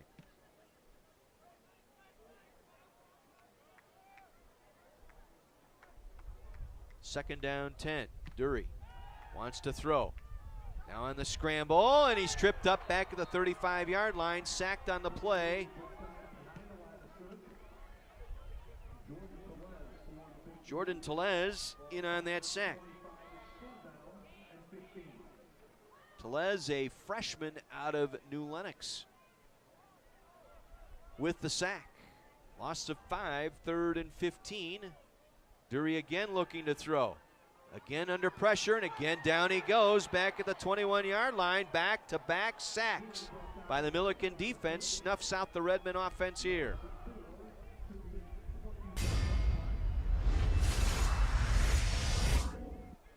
Looked like that was Kyle Ramos.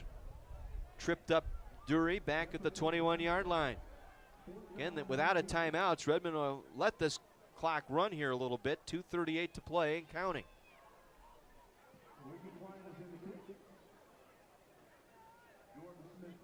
Klein into kick, gets a low snap. Get this one away, a low line drive that will bounce across the 50-yard line. Millikin will get away from it and let it roll dead inside the 30, down to at the 28-yard line. So the Big Blue will get the ball back at their own 28. They're out of timeouts. They burned their 3 timeouts early in that second quarter. Again, the clock will stop on made first downs to reset the down markers. Redmond could use a takeaway here. They trail 19-13. Got to keep them out of scoring position. And Stepina is still walking around rather stiffly out there after he took that shot, throwing that touchdown pass. He'll take the snap, wants to throw right side. Ball broken up and nearly intercepted. Bobby Baker got a hand in to break it up from Jordan Smith, and it was almost intercepted. Baker on the breakup. I think it was Dennis or Gazzano. One of those two were over there. It was Gazzano. Nearly came up with the loose change from the Baker strip there. Second down 10 for the Millikin Big Blue at their own 28. This time they will hand it off. Jimerson with a nice run across the 30 out to the 34-yard line. Jogi Bumba there to make the stop, short of the first down. It'll bring up 3rd and 4. And the Big Blue just 1 for 5 on 3rd downs today. Again, they are out of timeouts, 1:50 to play, clock rolling. Play clock at 19 here as they get the play in from the sideline.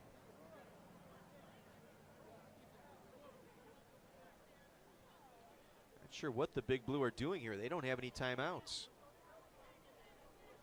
Play clock at 4.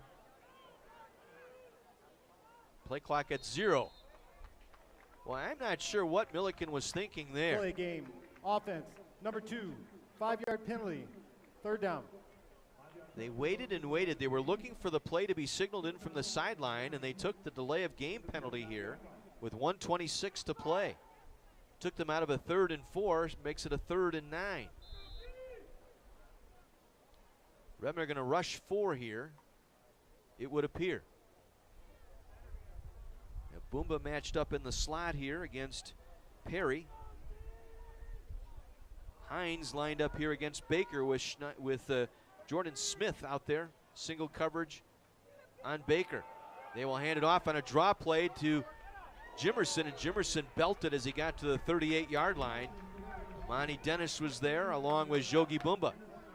It'll be enough for a first down, however. A 9-yard run and a first down. Clock stopped while they reset the markers. Draw play that time gets the first down. 2 for 6 now on 3rd down conversions. 1st and 10 Millikin at the 39 of the Redmond. Stepina wants to throw with plenty of time. Limping around back there. Now he's going to throw it away. Incomplete. Jordan Smith, the nearest receiver. And again, Stepina in some pain as he's hobbling around near the 25-yard line.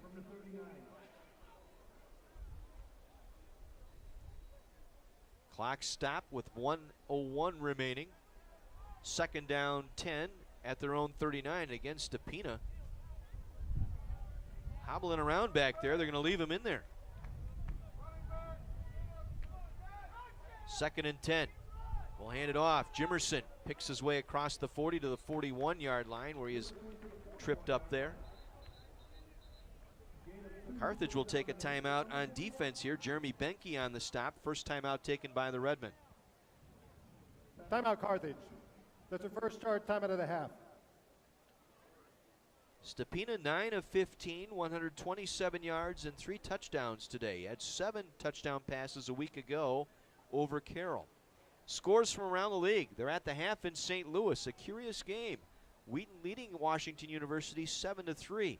Also at the half in Chicago, it's the Rock Island Vikings leading the North Park Vikings 14-0. Late second quarter, Illinois Wesleyan a 27-7 lead over Elmhurst. Later tonight, 6 o'clock kick, North Central hosting Carroll. Big Ten action.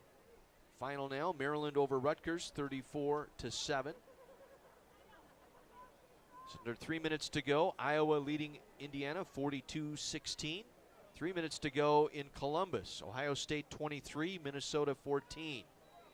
Nebraska is appearing to head to their first win of the year. They have a 31-21 lead over Northwestern. 2.5 minutes to go in that one. 3rd and 8 from their own 41. They will hand it off. Howard trying to get around the right side, cuts it back across the 45. Midfield gets the first down to the Redmond 48-yard line.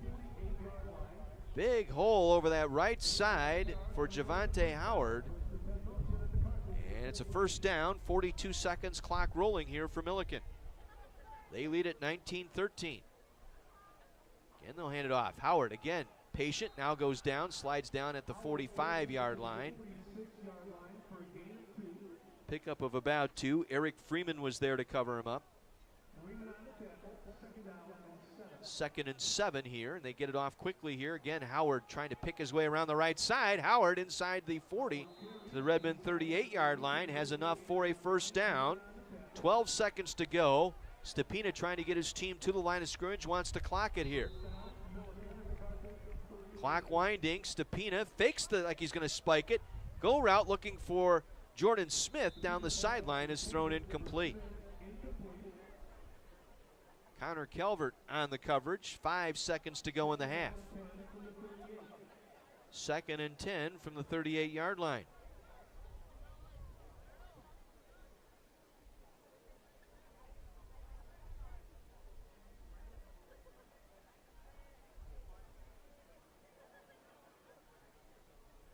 Stepina gets them set here. 5 seconds to play in the half. 2nd and 10 from the Redmond 38. Stepina can't run. He's hobbling down, just heaves it up, looking for something, and it's broken up, incomplete. As time expires here in this first half, broken up by Kevin O'Boyle back there for the Redmen, and that will end our first half. And Nico Stepina, boy, I am surprised that Dan Gritty is leaving him in there.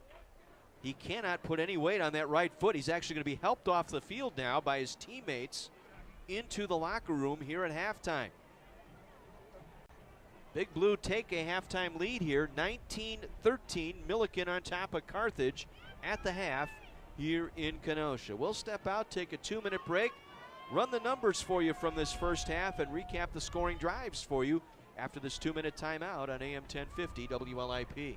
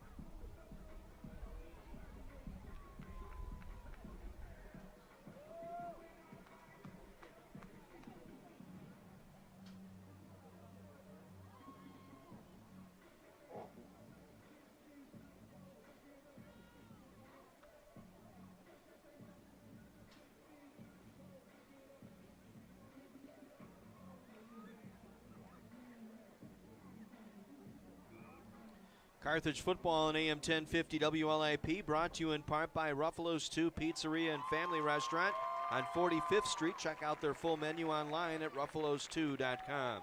By Lou Perini's Gas and Grocery in Kenosha, home of Mama P's Ho-Ho Cakes and low cash prices for gas. Sheridan Road in Kenosha or louperini.com. Something different as sports fan Fantasyland, 6th Avenue in downtown Kenosha. Luigi's Pizzeria and Italian Restaurant. They're on 39th Avenue, a block south of Highway 50. By Armored Seal Coating, protecting your investment with asphalt seal coating and crack filling maintenance. ArmoredSealCoating.com. By Wingstop of Kenosha on Highway 50. You can order your wings online at wingstop.com. They're the wing experts. By Summers Garden Florist and Gifts on 6th Avenue in downtown Kenosha. The Steve Vigiano Insurance Company of Kenosha. You need Steve. Call 262-605-9880 or visit VigianoINS.com. By our good friends at S.J. Crystal's Menswear. For the finest in men's fashions, it's clearly S.J. Crystal's, 57th Street and 6th Avenue in downtown Kenosha. By Mason's Eatery and Pub, located on Highway 50 just west of Green Bay Road. Don't be a chain eater, eat at Mason's. By Lynch Chevrolet of Kenosha on I-94 and Highway 50. Visit lynchchevroletofkenosha.com. By Triangle Flooring Furniture and Appliance Center, 3 miles east of I-94 and Highway 50 at 39th Avenue. And by Dickey's Barbecue Pit, I-94 off Highway 50 across from Woodman's in Kenosha. John Weiser back with you at Art Keller Field in Kenosha. Halftime between the Redmen and the Millikin Big Blue. And the Big Blue lead Carthage 19-13. Millikin got on the board first, each team with an early possession. Carthage on their second possession, it was Billy Dury who was fumbled at the 26-yard line.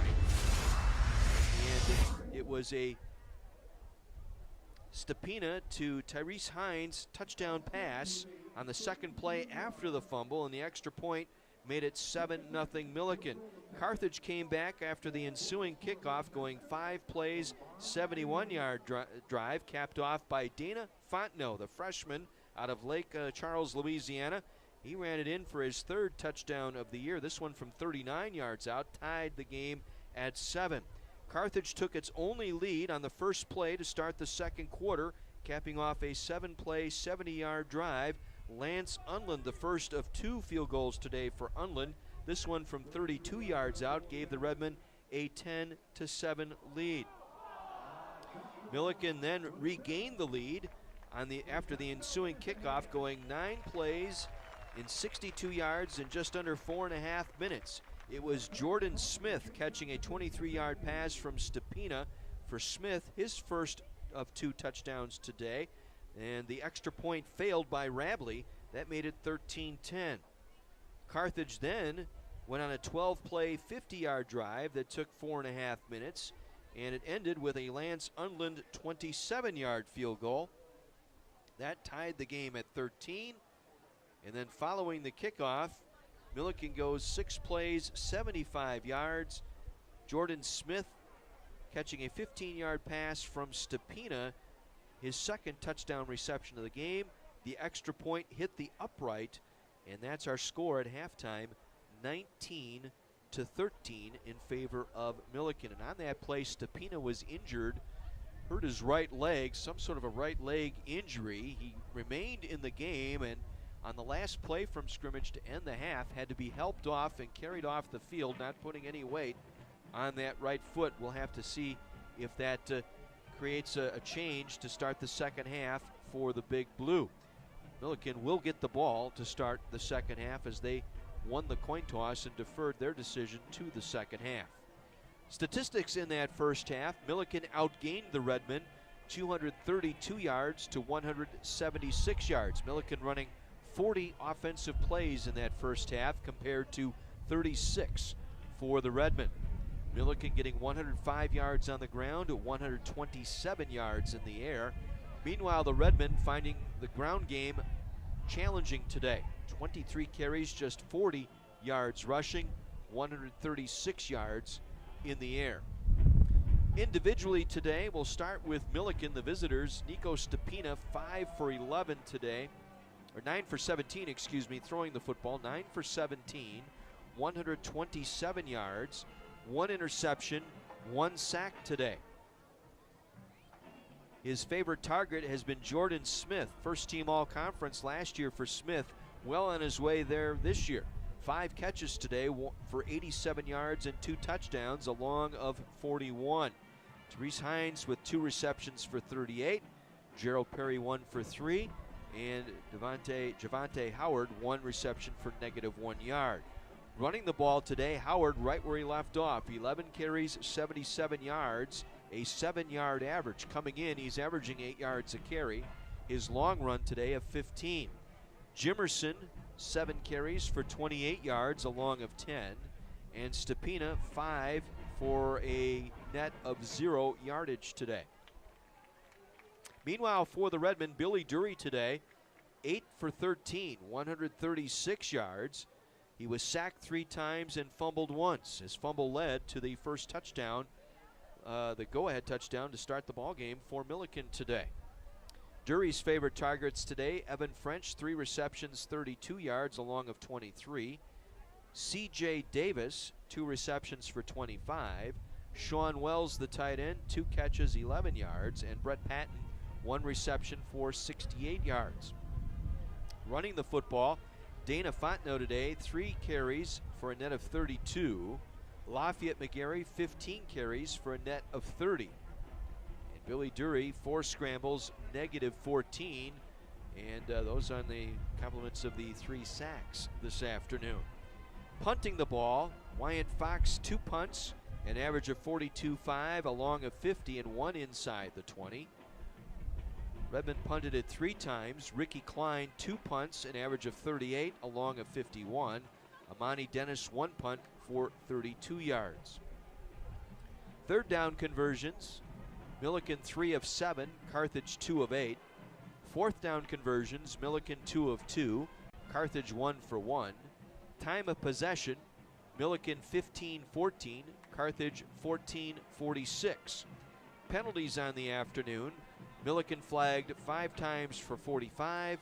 The Redmen 3 penalties for 20 yards. Carthage fumbled twice, losing once. And the Redmen getting an interception. Amani Dennis with an interception today, his 5th of the year.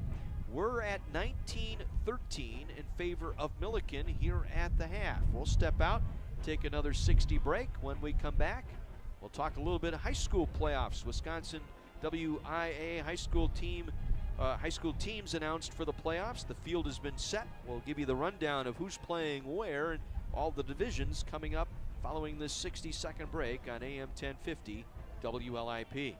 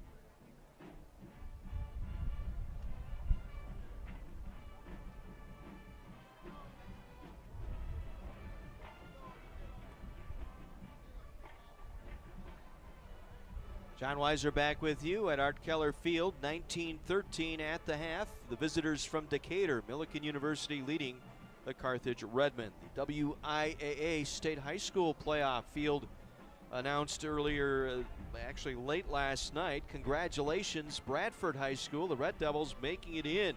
That win over Racine Case got them in last night. And the pairings go as such in Division I. Bradford will be at Oak Creek next Friday night, and the winner of that game would take on the winner of the Racine-Horlick-Messwood game. That's Shorewood Messmer taking on Racine-Horlick at Horlick Field. Bradford will meet Oak Creek, the winners to meet in round 2. Other Division I matchup, Kenosha Indian Trail will be in Milwaukee. They will take on Milwaukee Riverside in a first-round matchup. The other first-round matchup in that bracket will feature number 1 seed Marquette University High School taking on number 8 seed Milwaukee King. Also in Division I, Lake Geneva Badger makes it in with their victory last night. They had 4 conference wins in the Southern Lakes. They will take on Mukwonago in Mukwonago next Friday night. In Division II, Burlington makes it in. The Burlington Demons will be in Brookfield on Friday night. They will take on Brookfield East. The winner of that game will face the winner of the number 1 seed, Brookfield Central, hosting South Milwaukee. In the other side of the Division II bracket, it is Wilmot hosting Waukesha West. That's Wilmot hosting Waukesha West next Friday night. The winner of that matchup will take on the winner of the Milwaukee-Reagan at Waterford matchup in Division II. In Division IV, it is Racine St. Catherine's hosting a game. They will take on the Obama School from Milwaukee, and they will host that game. The winner of that matchup would take on the winner of the St. Francis Sheboygan Falls matchup in Division IV. And over in Division VI, Racine Lutheran, they will host a game, and it'll be interesting as to where these games will be played because Horlick, St. Catherine's, and Racine Lutheran all getting hosting opportunities by way of higher seed. So Racine Lutheran will host Pecatonica Argyle. The winner of that game will face the winner of Ozaki at Mineral Point. Mineral Point a 2 seed, Racine Lutheran a 3 seed. So it will be interesting. All of those expected to be played on Friday night. And last time I checked, Racine's got Hammersfield and Horlick Field.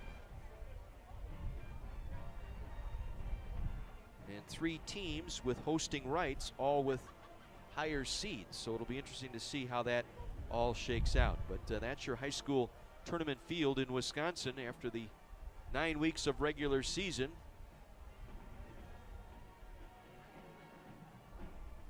.224 teams spread out over 7 divisions making the playoffs this season.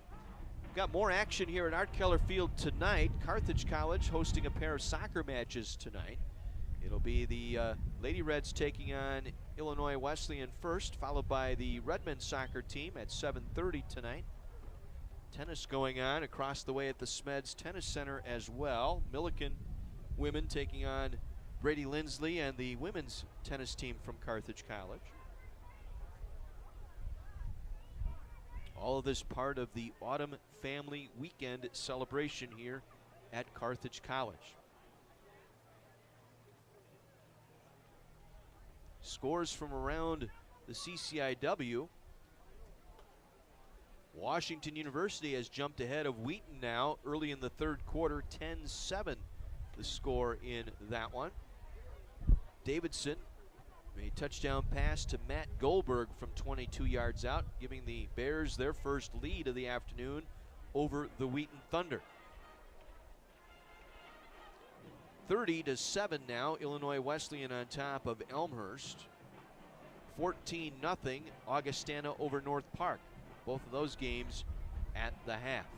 Big Ten football this afternoon. Final now, Iowa over Indiana, 42-16. In Columbus today, third-ranked Ohio State defeated Minnesota 30-14. They are in overtime now in Evanston. Nebraska and Northwestern tied at 31, heading into the first overtime frame. And a final from out east, Maryland buried Rutgers today, 34-7, sending the Scarlet Knights to their 6th loss of the season. About to get underway, Illinois hosting Purdue. Michigan State taking on Penn State today for the Land Grant Trophy. And later on tonight in the Big Ten at the Big House in Ann Arbor, 12th ranked Michigan hosting 15th ranked Wisconsin.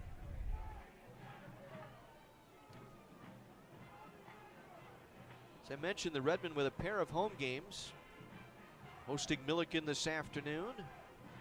They will host 17th ranked North Central next Saturday at 1 o'clock here at Art Keller Field. We'll be with you on 1050 WLIP beginning at 12:30 next Saturday afternoon. Then the Redmen travel to Chicago to take on North Park on Saturday, October 27th in Chicago. That also a 1 o'clock kick, 12:30 broadcast. Then the Redmen return home for their final home game of the season, hosting 12th ranked Wheaton. That game on November 3rd, and then they wrap up the regular season on Saturday, November 10th in Rock Island against Augustana. College basketball will return to the airwaves on 1050 WLIP. Coming up on Tuesday, November 13th, we will open up our broadcast coverage of Carthage Lady Reds basketball here at home, as Timber Narrows Lady Reds will host Ripon College on Tuesday, November 13th here on 1050 WLIP. Our first Redmen basketball game with Bosco Jurikovic and the Carthage Redmen will be on Friday and Sunday, November 16th and Sunday, November 18th. Redmen taking on Finlandia on Friday night, November 16th, and then they will face Northwestern of Minnesota on Sunday, November 18th. Basketball just around the corner. Matter of fact, October 15th, Monday, practice, the first official day of practice for Division III basketball.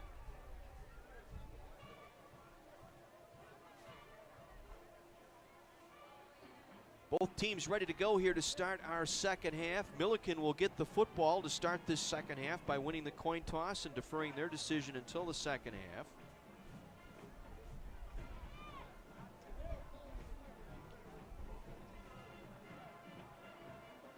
David Collins out of Pewaukee, the freshman, made his first field goal as a collegian last week against Illinois Wesleyan. Will tee it up at the 35-yard line to my right. Millikin will go left to right here to start this third quarter. Back deep for the Big Blue, Nicholas Lotz and Jamel Martin.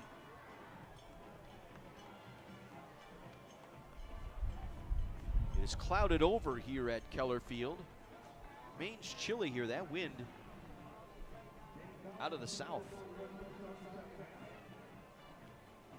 About 10 to 15 miles per hour. Temperatures in the upper 40s.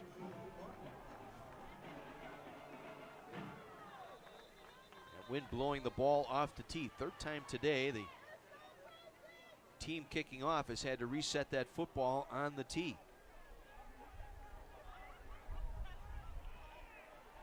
So Collins re-tees it. We're set to begin our second half. Redmen trail 19-13 to begin this second half. The run up by Collins and the kick, and this will drift over to Jamel Martin at his own 8, up the near sideline to the 15-20, gets to the 25-yard line, across the 25 and out of bounds at the 27-yard line.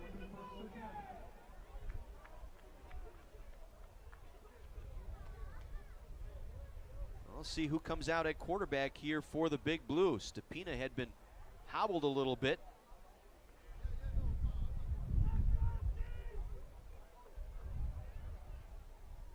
It looks like it's going to be the backup quarterback here, Cal Port, in there now. So Stepina sidelined with that right leg injury sustained on his second touchdown pass. They will hand it off here on first down out to the 27-yard line is Howard. Gain of maybe a 1 on the play by Jazante Howard. So Cal Port, a sophomore, 6'2", 210 out of New Lenox, Illinois, in at quarterback. This is his fourth appearance of the season, 4 for 7, 30 yards and 1 touchdown.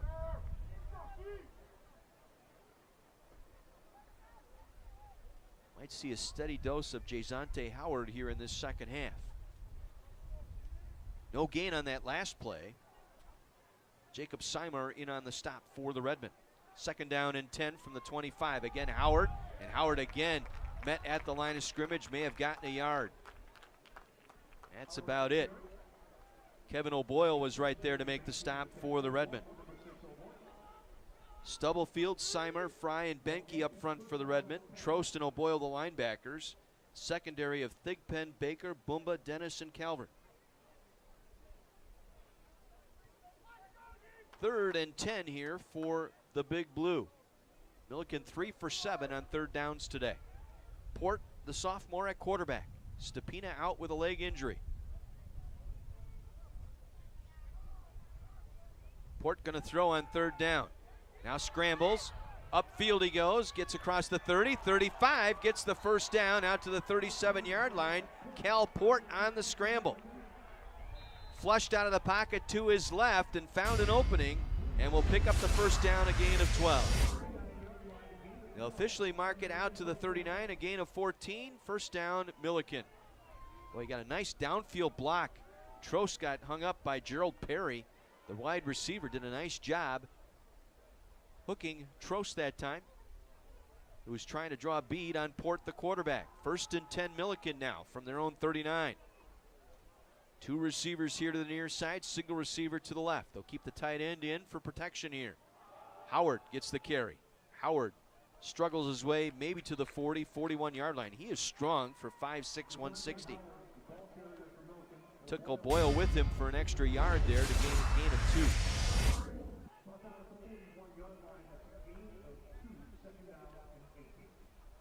So 2nd and 8 upcoming here from the 41-yard line for the Big Blue. Opening drive, 3rd quarter. Again, if you're just joining us, Nico Stepina, the senior quarterback, injured in that first half, not out there. It is the sophomore Cal Port. 2nd and 8 from the 41. Howard the single back, 2 receivers to the right. Port wants to throw. Steps up, delivers, ball in the air, and it is caught by Jordan Smith inside the 25, down to the Redmond 23-yard line. Bobby Baker tried to stay with him. Port put just enough underneath that for Smith to get there, and Jordan Smith with the catch. First down, Millikin. They'll mark it officially at the Redmond 22-yard line. Cal Port completes his first pass of the afternoon, and it's a big one. 37 yards. Down to the Carthage 22, 1st and 10, Millikin. Again looking to throw. Port coming back. Again looking for Smith, and it's incomplete. Hand-to-hand combat down the field with Connor Calvert that time. Port trying to lead Smith into the end zone with that one, but it goes incomplete.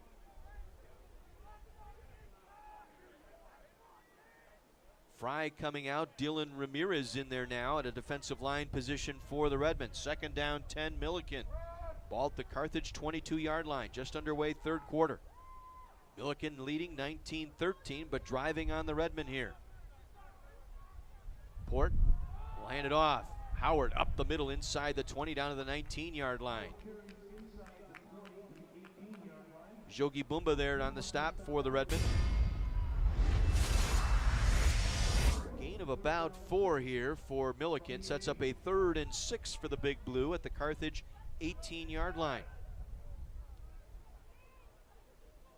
Perry and Smith will line up here to the near side. Tyrese Hines to the far side, a single receiver. Virgil Young in a corner now, covering that single receiver, Hines. Port from the pistol. Hands it off. Howard coming around the right side. Howard first down and more. Inside the 10. Takes the pile down to the 6-yard line. Gain of 12 for Jazante Howard. And the Big Blue with a 1st and goal at the Redmond 6. Howard just strutting the Redmond defense now. 15 carries for 83 yards. Carthage coming in, the #1 defense against the rush, giving up just 62 yards per game in conference play this year. Millikin with 135 this afternoon. Port hands it off. Jimmers with the carry. And he is met at the line of scrimmage and driven back there.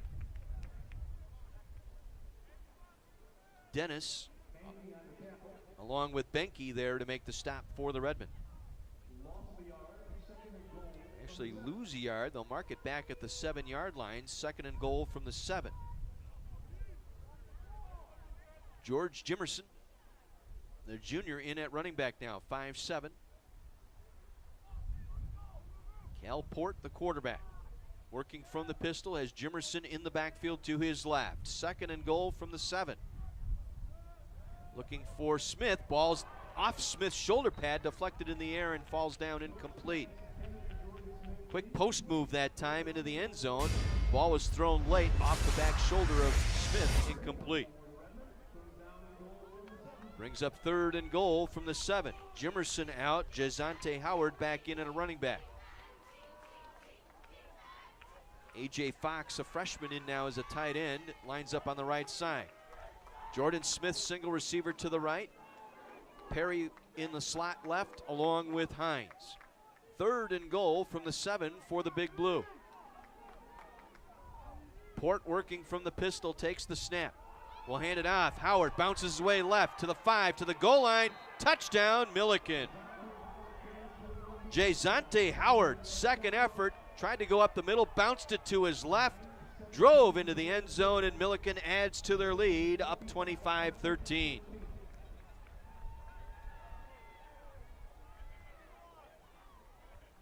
Howard, his first touchdown this afternoon. Now over 100 yards rushing. Ray Bleon, he's been shaky for extra points. He's missed 2 of them today. Low snap again. The kick is on the way, and the kick is good, just inside the right upright. We'll pause and take a 60 break. Millikin doubling up on the Redmen. It's the Big Blue 26, Carthage 13. Back after this on AM 1050 WLIP.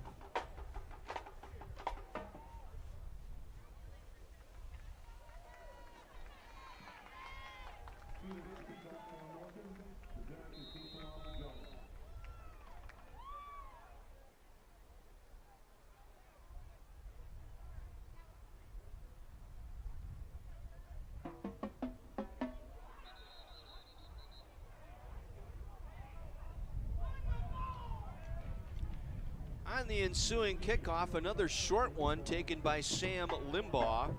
Signaled for and made a fair catch at the Carthage 26-yard line, and that will be a first down here for the Redmen. Their first possession here in the second half. Millikin going 11 plays, 73 yards. Capped off by the Howard 7-yard touchdown run. For Jazante Howard, that is his 4th rushing touchdown of the year. And the Big Blue up 26-13 now on the Redmen. Dury out there at quarterback. Hands it off to McGarry over the right side. McGarry across the 30, down to the 33-yard line.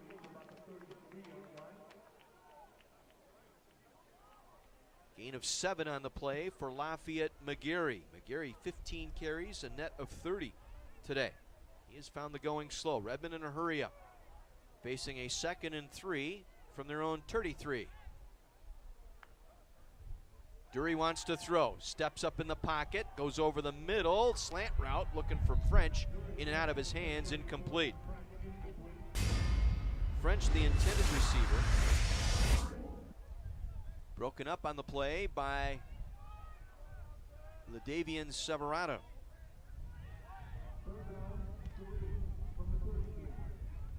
Again, 3rd and 3 from the 33 for the Redmen. Dury gives it to McGarry. Hard run. Stumbles across the 35 out to the 38-yard line. Boy, he got a good head of steam. Got tripped up as he got to the line of scrimmage.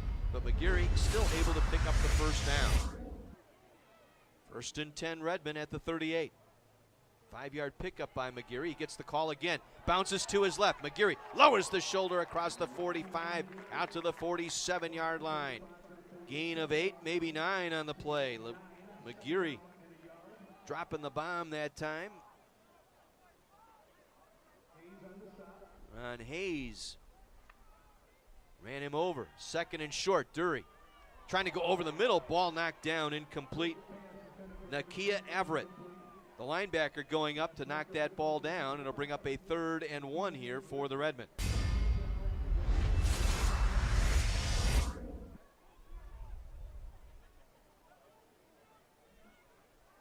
Third and 1 for Carthage at the 48. Fontenot with the carry, busts it outside across midfield. Dana Fontenot taking tacklers with him inside the 45 down to the 42-yard line. Good hard run by the freshman from Lake Charles, Louisiana. His 4th carry of the afternoon. He's already got a touchdown, and that'll be a 1st down for the Redmen. Carthage in hurry up at the line of scrimmage, 1st and 10. Fontenot again gets the call, going over the right side, and he'll be stopped for a loss in the backfield. Tellez able to get in there on the stop. Jordan Tellez, the freshman. A loss of 2 on the play, sets up a 2nd and 12 from the 43.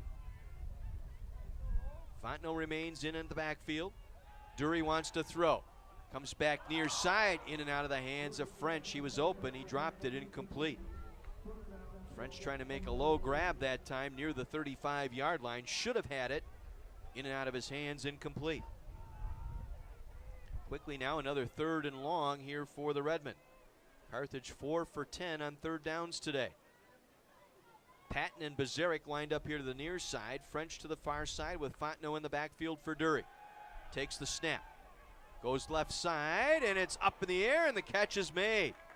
Evan French right at the 1st down stick. See where they mark it.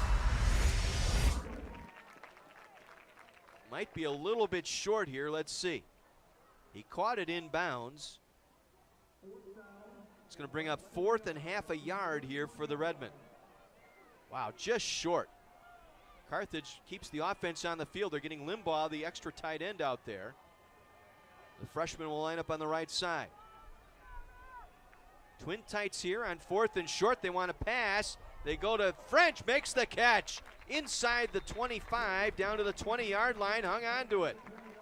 My goodness. Great job working on David Rivers, who was out there all over French.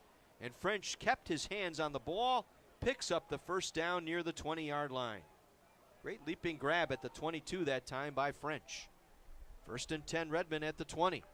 12-yard pickup by French. Dury with time. Wants to throw near side. Looking for Patton. Dives in the end zone. Caught. Touchdown. Holy cow. The ball was deflected. It was thrown behind Brett Patton. It was deflected straight up in the air. Patton went after it into the end zone. A diving grab before it hit the turf. Touchdown, Carthage. Wow. 20-yard grab for Brett Patton. It was knocked down by a defender. We'll have to get the replay on that in a moment. Unland on for the extra point. Snap by Wells, the spot by Kiesel. The kick is up, and it is good. Redmen trail by 6 now, 26-20, after the Dury pass to Brett Patton from 20 yards out. That ball was deflected. We're getting another look on our replay here. Dury stepping into that throw, the defender falling down. Again, that's Severato, number 26, who deflected that pass straight up in the air. It was intended for Patton and was thrown low and behind him, and Severato deflected it straight up in the air. Patton stayed with it, saw it was deflected in the air, kept going toward that ball and made the diving grab before it hit the turf in the end zone.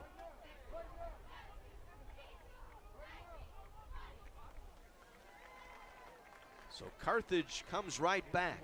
An 11-play, 74-yard drive, 29-yard run by McGeary, the big play. They convert on 4th down on the 12-yard pass to Evan French. And Carthage back in this ball game, trailing by 6.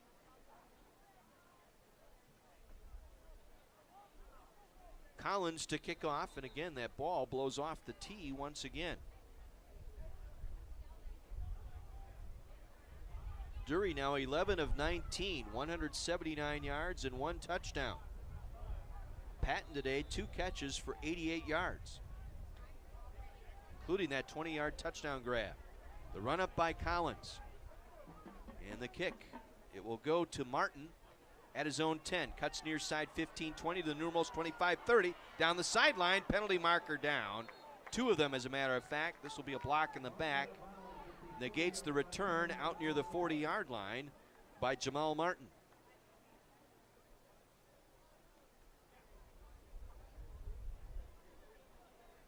Officials will huddle up, discuss what they saw.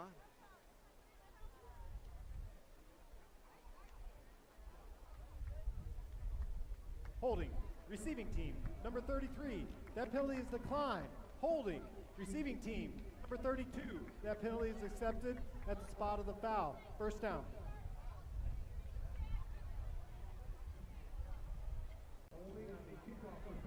Holding on the kickoff. There were 2 holding calls. They accept the one on Chance Lotz, freshman out of St. Louis. Spot of the foul, they'll mark off 10 yards. It'll move it inside the 20. They will spot it at the 19-yard line. 6:16 to go here in the third. Millikin leading 26-20 with the ball. And again, it's Cal Port at quarterback. Nico Stepina, his day may be done. He suffered some sort of a right leg injury late in that second quarter. Port will hand it off. Coming around the left side is Howard. Howard trying to get the edge. Nothing doing as he was pulled down back at the 11-yard line. Great chase job that time by Cam Stubblefield, the junior out of Naples, Florida, to run him down for the loss back to the 12-yard line. It'll be a loss of 7. Came off his block nicely, saw Howard coming, got one arm out there and pulled him down by one arm. 2nd and 17 for the Big Blue. Imperative now that the Redmen take away this run. Force the sophomore Port to throw the football today. He will here on 2nd and 17. Under pressure, gets out of one tackle, dives forward down to the 10-yard line. Cedric Fry may have tripped him up. Cam Stubblefield covered him up at the 10-yard line. Holding, offense, that penalty is declined. Third down. Josh Mislowitz, the junior right tackle, guilty of a hold, but the Redmen will decline it. Set up third down. They'll accept the sack back at the 10-yard line. Big play here. 3rd and 19 from their own 10-yard line. 2 receivers to the right near side for the Big Blue. Port, low snap. With some time, now scrambles, comes around near side. Gonna throw the ball, comes back near side, in and out of the hands of Jordan Smith. Boy, he was left open at the 32-yard line as Port was throwing on the run to his right. Trost was tracking him, coming up from the inside. Virgil Young let Smith go. Thought he got help from Amani Dennis, who was late coming over, and they're lucky that was an incomplete pass. It went right through the hands of Jordan Smith. Wyatt Fox will have to punt out of his own end zone. Bazarek standing at midfield. Again, looking into a little bit of a cloudy sky, but still that glare from the sun peeking through. And now the clock at 0. This will be a delay of game penalty here on the Big Blue. Moving back 5. Number 27, 5-yard penalty, 4th down. Well, they'll move the ball to the 5-yard line. This will force Fox to kick it from underneath the shadow of his own goalpost here. Bazarek will move up as well near his own near the Millikin 40-yard line.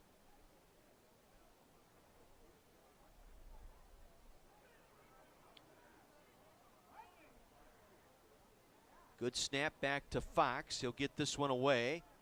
Wobbly kick. Bazarek will take at the 49. 45-40. Breaks a tackle. Still on his feet. Dives inside the 35 to the 33-yard line. Lost his balance as contact was made by one of the gunners getting down there. Might have been Deion Sims.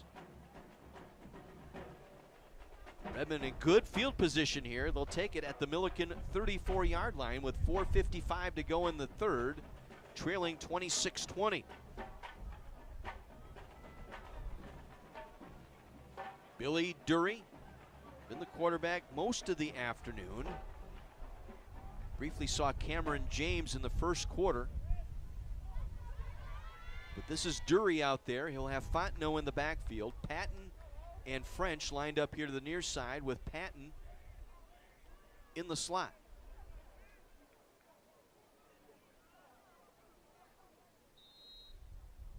They'll go twin tights. Wells and Limbaugh in there as well. Dury wants to throw here on first down with some time.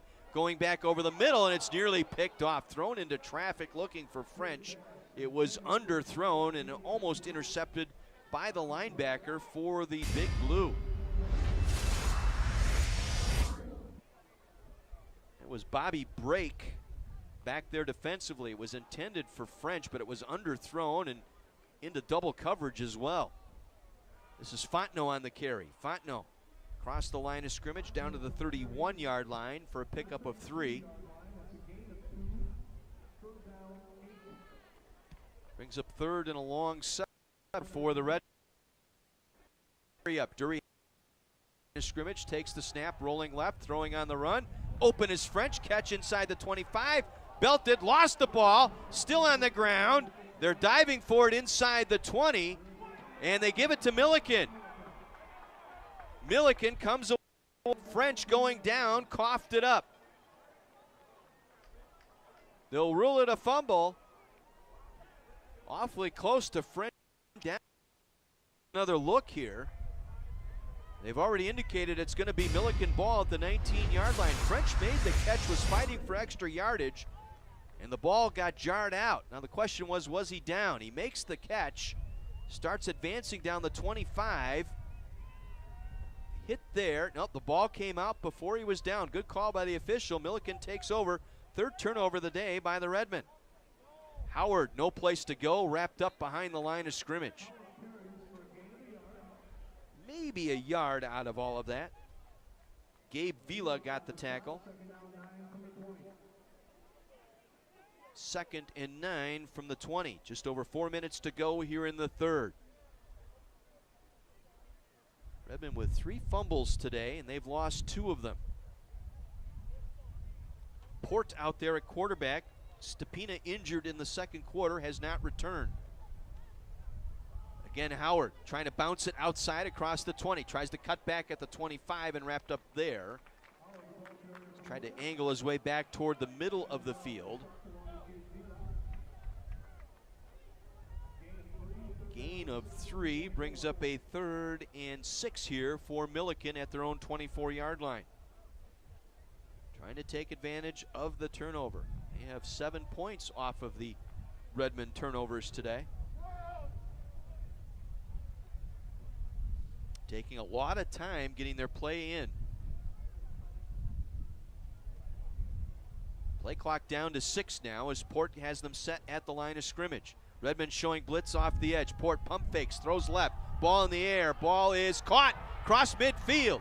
Down to the 43-yard line of the Redmond. Tyrese Hines, a sophomore from St. Louis, making the catch down to the Redmond 43. Right where the blitzing linebacker vacated for the Redmond. It was a pump and go. 1-on-1 coverage. Hines able to beat the coverage out there by Virgil Young. 34-yard gain to the Redmond 42. 1st and 10 Millikin, 3 receivers to the right. Port now scrambling to his right. Running room across the 40, 35, and tripped up at the 36, making the 34-yard line. Coming up to make the play for the Redmond, Malik Thigpen, the nickelback, out of Fort Myers, Florida. 8-yard scramble by Port brings up 2nd down and 2.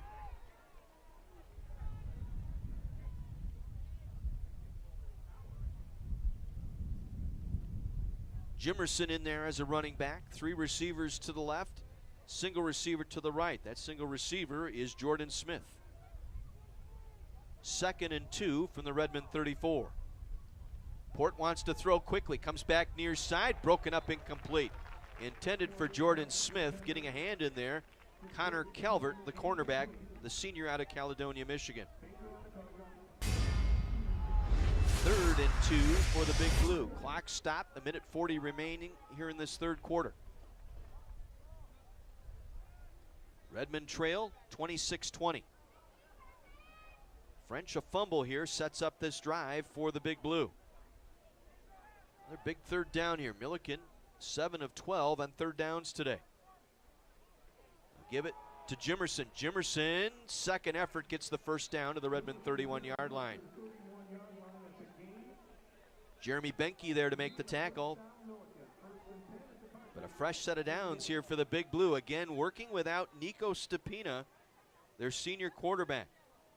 He was hurt late in the second quarter, stayed in the game up until halftime, but then had to be helped off the field with some sort of a right leg injury. He has not returned. It's been all Cal Port, the sophomore.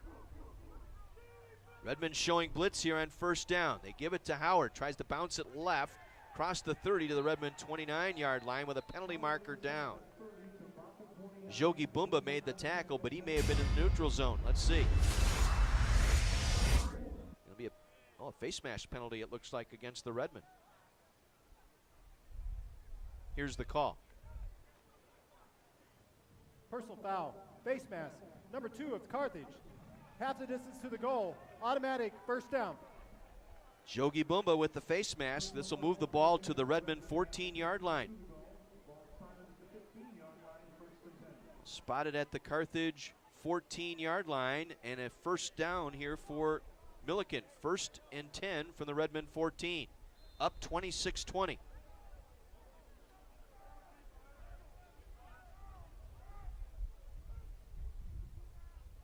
Two receivers to the left. That'll be Perry along with Hines. Jordan Smith here to the near side. Single receiver on first down. They'll give it to Howard. Howard coughed it up, but it bounced right back up to him. Jacob Seimer nearly stripped him that time. He made the tackle, forced that fumble. It'll be a loss back to the 18-yard line, a loss of 4. 2nd and 14.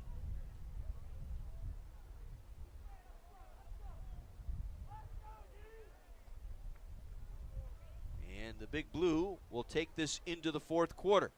Time will run out here in the third, and when we come back, a 2nd and 13 for the Big Blue. Your score after 3 here in Kenosha. Millikin 26, Carthage 20. Back with the fourth quarter after this on AM 1050 WLIP.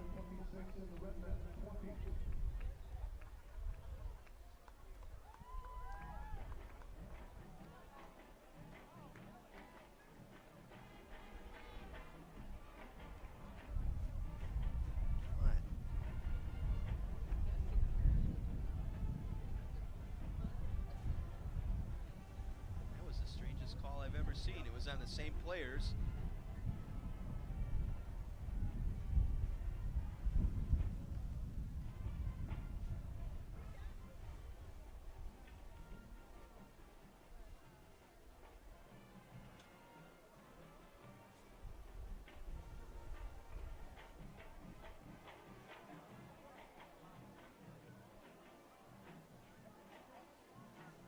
WashU's beaten Wheaton.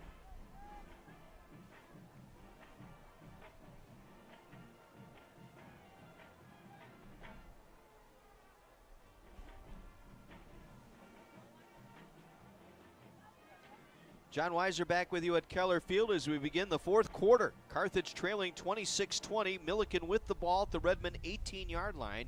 They face a 2nd and 13. Big Blue going right to left here in this fourth quarter. They're doing it without their senior quarterback, Nico Stepina, injured in the second quarter. It's Cal Port, a sophomore quarterback, leading them, and now we've got a penalty marker on the play here.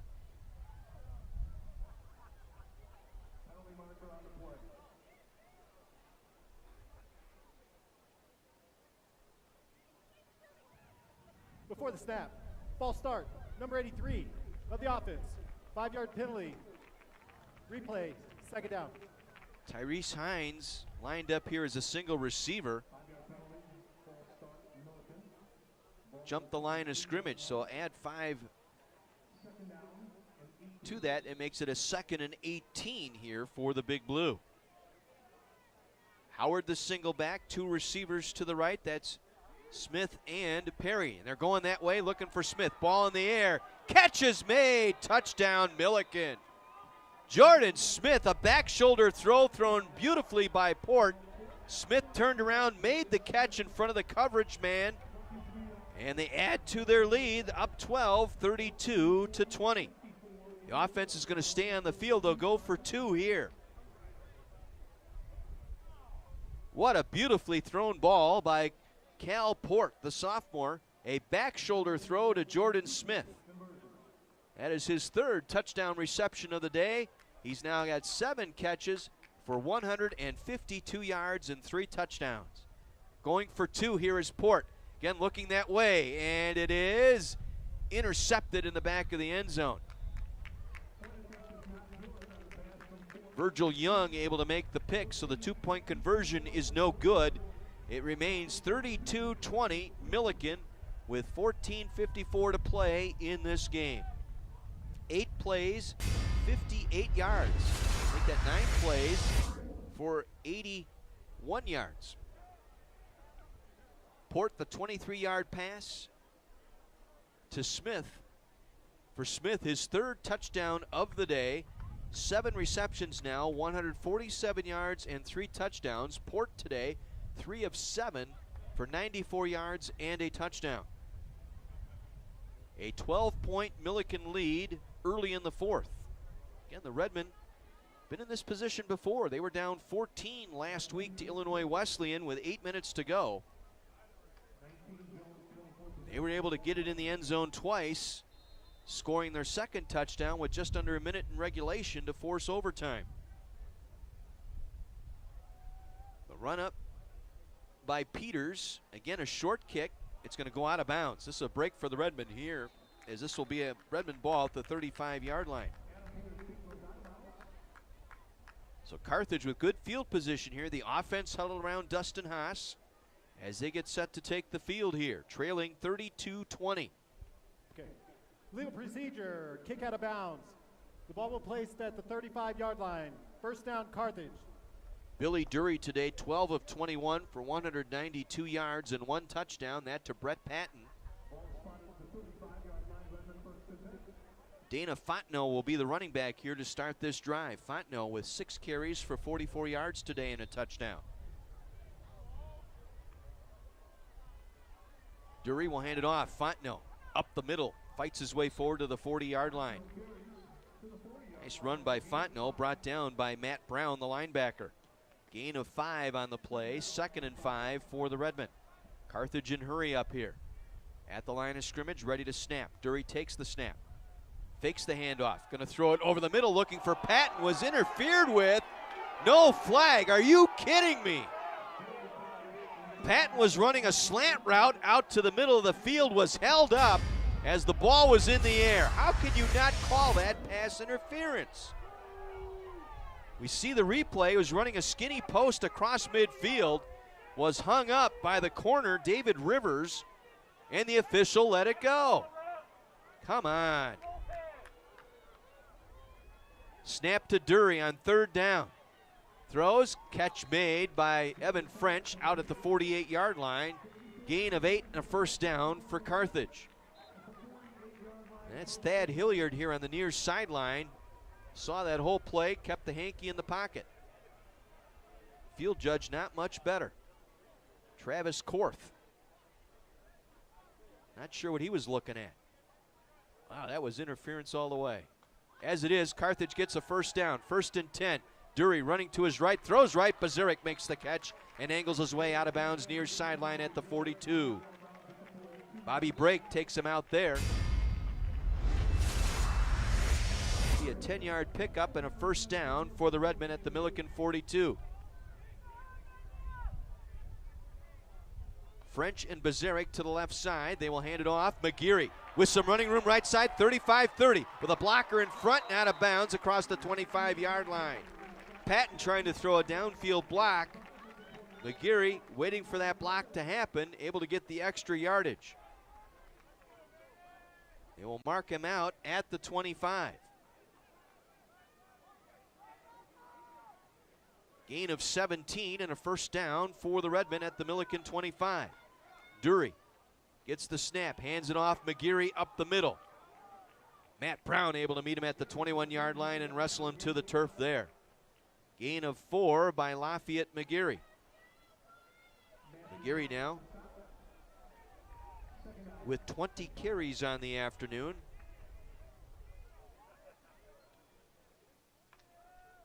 Second down and 5. Dury looking for Davis. Again interfered with as the ball is in the air. And again they let it go. Oh my goodness. And now a penalty flag thrown on Dustin Haas. Thad Hilliard throwing the flag for Haas for protesting a non-interference call. Are you kidding me? C.J. Davis was mugged going down the field. There was contact all along that play. The field judge, Korth, again just ignored it. Sideline warning, Carthage. There's no yardage, third down. Thad Hilliard should not be working Division III football.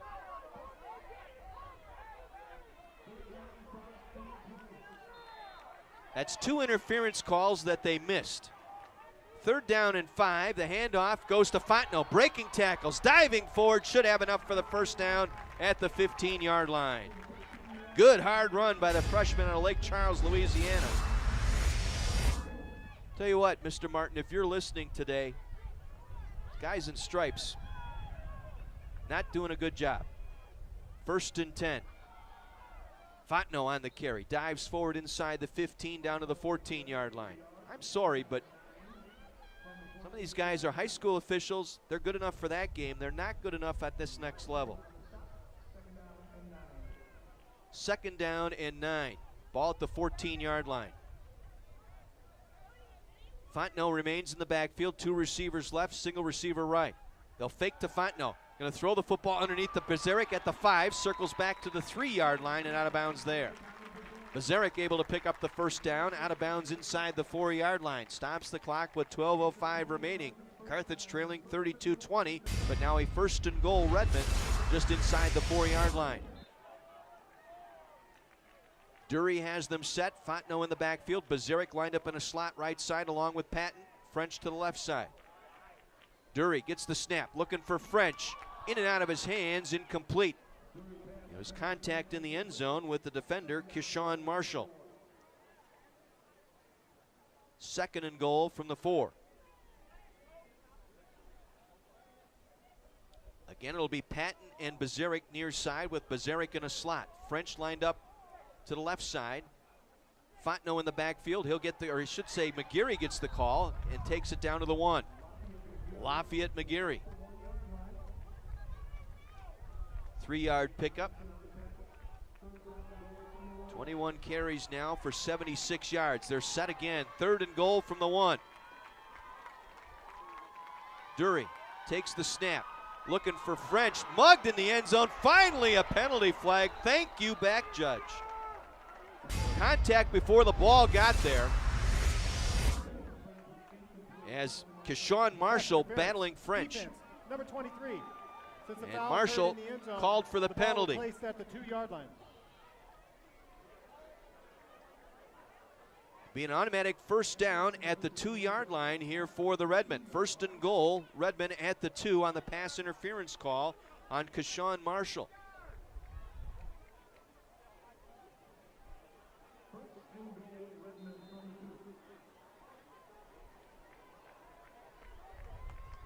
McGeary in the backfield from the 2-yard line. He'll get the call. McGeary, touchdown, Carthage.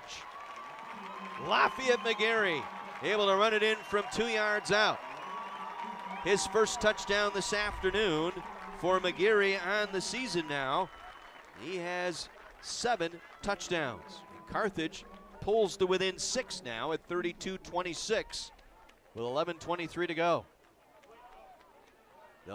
They are on for the extra point. It's Unland. Wells will snap. Kiesel on the hold. Snap, spot. Kick is on the way, and the kick is good. 32-27, Redmond down 5. We'll pause and take a 60 break. This is Carthage football on AM 1050 WLIP.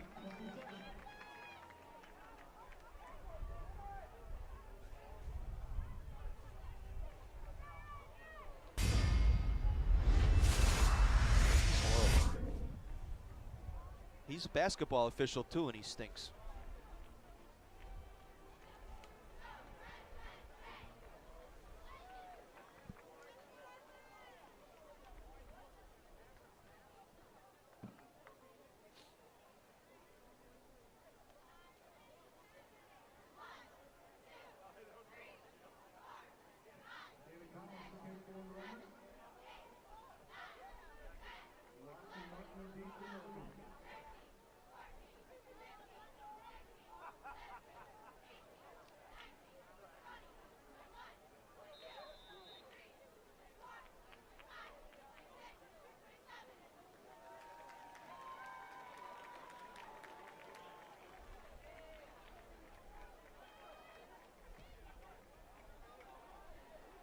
Collins' kick comes down to Martin at the 10, across the 15, outside to the 20, down the sideline and out of bounds across the 30-yard line. They'll mark him out actually short of the 30. He went out at the 27-yard line. A 13-play, 65-yard drive by the Redmen. Pass interference in the end zone set him up first and goal at the 2, and Lafayette McGarry a 2-yard touchdown run. Carthage to within 5 here, 32-27.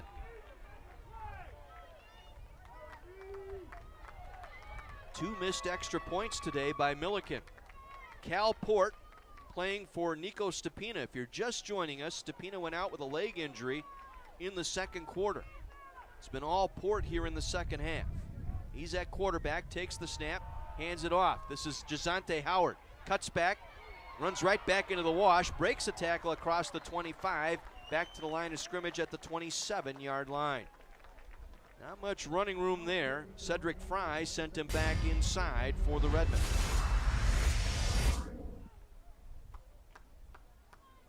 Carthage needs to get off the field here. Redmen need to get a 3 and out. Howard the single back.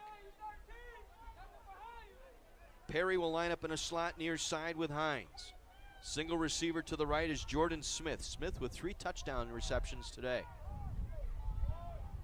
2nd and 10 from their own 27. Play clock down to 5. Port takes the snap, hands it off Howard. Howard trying to go up the middle, out to the 29-yard line. Gain of 3 on the play. Nose of the football just shy of the 30-yard line. 3rd and 7 here, and the Redmen trying to get the fans on their feet here. Big down here, money down here for the Redmen. Millikin 8 for 13 on 3rd downs today. Redmen could use a stop here. They're on their feet here on the home sideline. 3rd and 7 from the 30. Port wants to throw with time. Right side, ball in the air. Come back to the Smith, who makes the catch at the 42-yard line and out of bounds there. 12-yard pickup and a first down for the Big Blue. Who else? Jordan Smith, the all-conference receiver. Back shoulder throw again that time by Port, executed beautifully in front of Connor Calvert, the defender.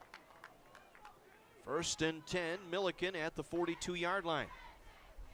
Clock moving, 9:20 to go in this ball game. Redmen trail by 5.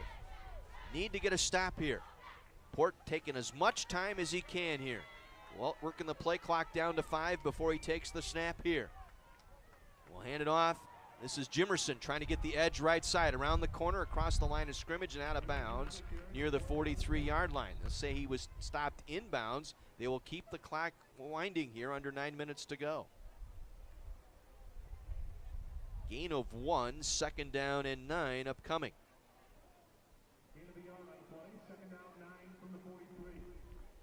Again, the clock moving here, and Millikin trying to take advantage of it, trying to nurse this 5-point lead.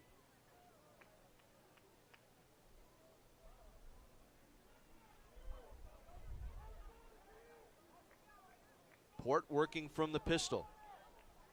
Jimerson, the running back. He'll get the call, trying to go left side. Going to be tripped up shy of the 45-yard line.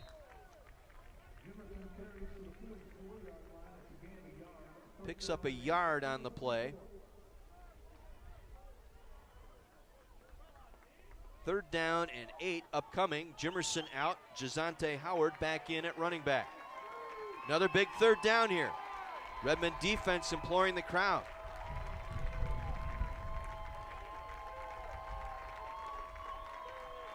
3rd and 8 from their own 44 for the Big Blue. And watch Smith out there on the right side. Redmond showing blitz. Port throwing it out there. Ball's in the air, and it's broken up, incomplete. Got hung up in the air. Virgil Young out there in coverage in front of Jordan Smith, knocked it away. And so it'll bring up 4th down here for the Big Blue, the offense staying on the field. 4th and 8 from the 44. Now the punting unit will come on. Don't get crazy here. Don't rough the punter. Bazaric to my left at the 25-yard line. Fox on to punt. Good snap. Gets it away. High spiraling kick. Bazaric driven back to his own 15-yard line. Cuts it back up the near sideline to the 20 and out of bounds near the 25. Redmond ball near the 25-yard line. Down 5 with 7:28 remaining. So the Redmond offense back out there. Billy Dury, 15 for 27, 220 yards and a touchdown today. French with 7 receptions for 76 yards, his favorite target. And again, plenty of time here. You can still use the running game. McGeary will be the running back here, off the right hip of Dury. He'll get the call running left. Out across the 30, out to the 31-yard line, Lafayette McGeary. McGeary getting the ball here. 23 carries now for 81 yards. Matt Brown there on the stop.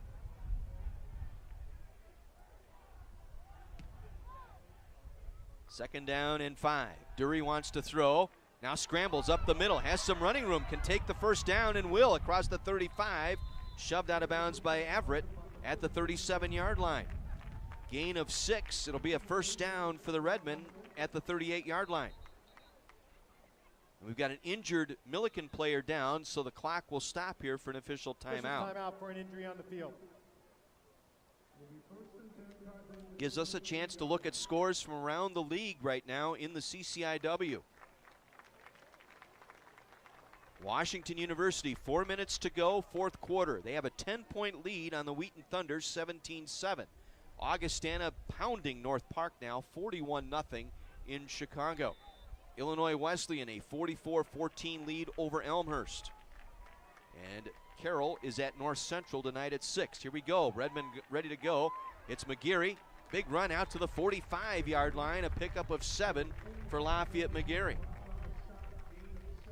24 carries for 90 net yards today for Lafayette McGeary. 2nd and short now for the Redmonds. 2nd and 3 from their own 45. Dury fakes the handoff with time, looking to throw to Bazaric. First down and more. Out of bounds across midfield to the Millikin 47-yard line.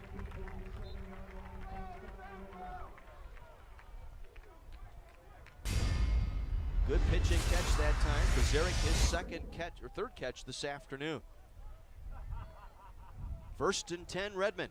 Millikin 47-yard line. 6 minutes to go, trailing by 5. Dury to Patton and out of bounds. Across the 40 at the 39-yard line. Gain of 8 on the play. 2nd down and 2. Redmond at the line of scrimmage, ready to go. Dury from the pistol takes the snap. Hands it off, McGeary. Left side, across the 35, down to the 34-yard line. It'll be a pickup of 4 and another first down for Carthage. Everett on the stop for Millikin. First down Carthage at the Millikin 34. Dury rolling to his right, wanting to throw. Throws on the run. Bazarek with a catch. Wrapped up inside the 20 and pulled down near the 15-yard line. They'll mark him out at the 16. Rolling him out of bounds that time, linebacker Kyle Ramos.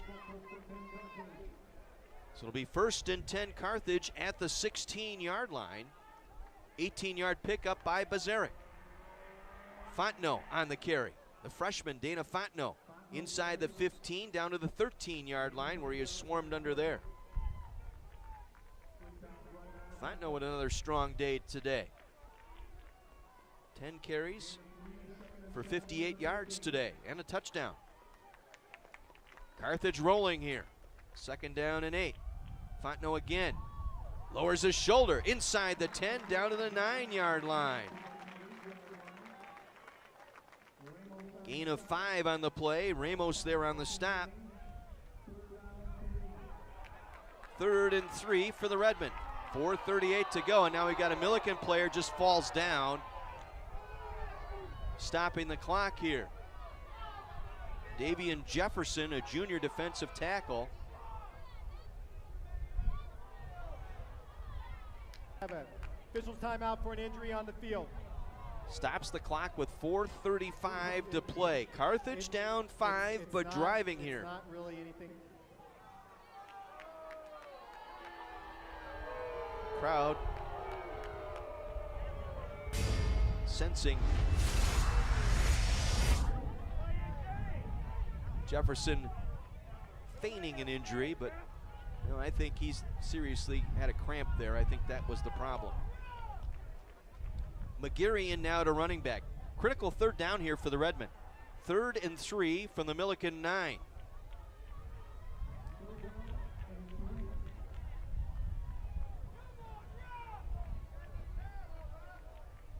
McGeary in the backfield. Bazarek lined up in a slot left with Patton. French single coverage here to the right.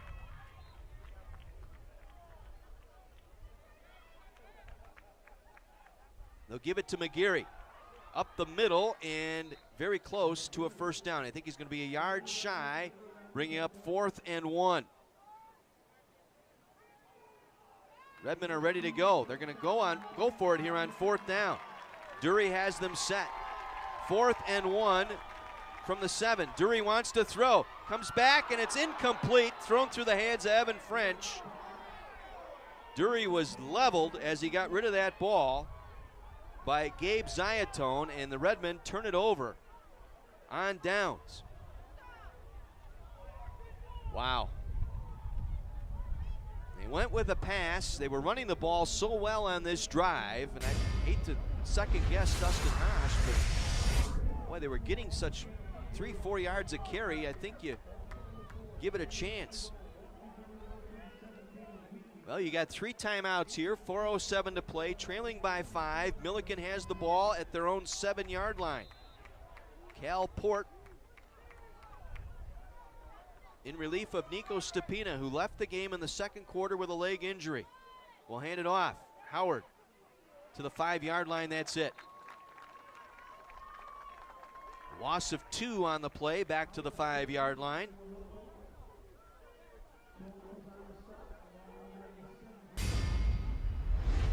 Was there to make the tackle for the Redmen along with Emmett Trost. Be a loss of 2, sets up a 2nd down and 12. Millikin trying to take as much time as they can here. Again, the Redmen have all 3 timeouts. I would suspect if they can get a stop here on 2nd down, they would take one of those timeouts. 32-27, Millikin with the lead and the ball. 2nd down and 12. Port throwing from his own end zone. Coming back near side. Ball is underthrown and it's incomplete. Connor Calvert working with Tyrese Hines, the intended receiver. Got a hand on it to knock it away. Incomplete. Brings up 3rd and 12. Stops the clock 3:17 to play.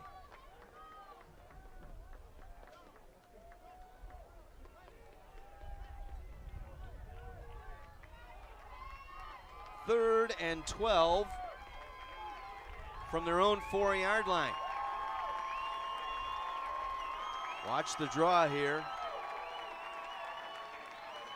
Port from the pistol.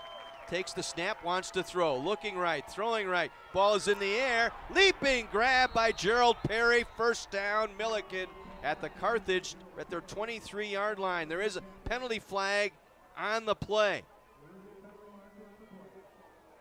Flag at the 1-yard line. This may be a holding call here, and if it was in the end zone, that could be a safety. Let's see. Personal foul, tripping, number 69 of the offense.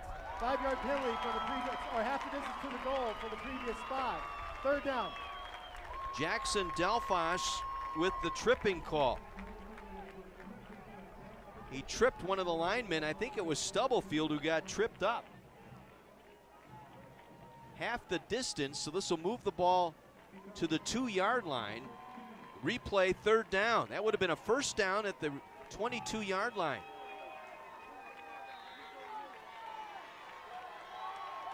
Again, the crowd trying to get into this one.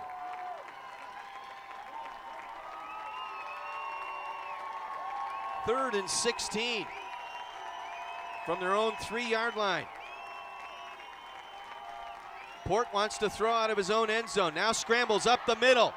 He gets across the 10 and out of bounds, short of the 15-yard line, will be short of the first down.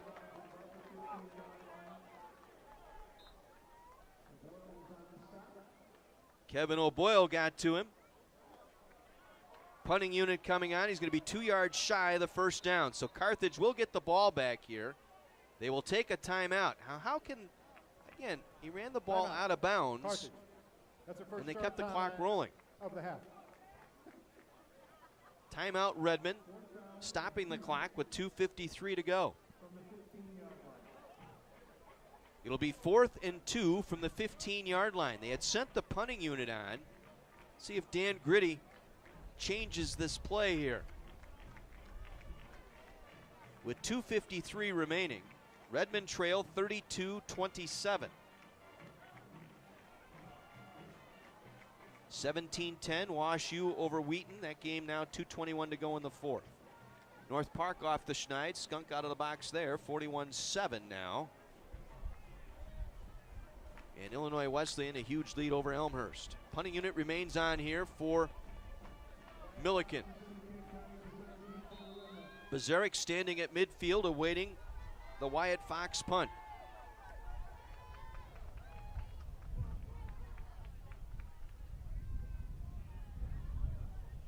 Snap, back to Fox, end over end kick.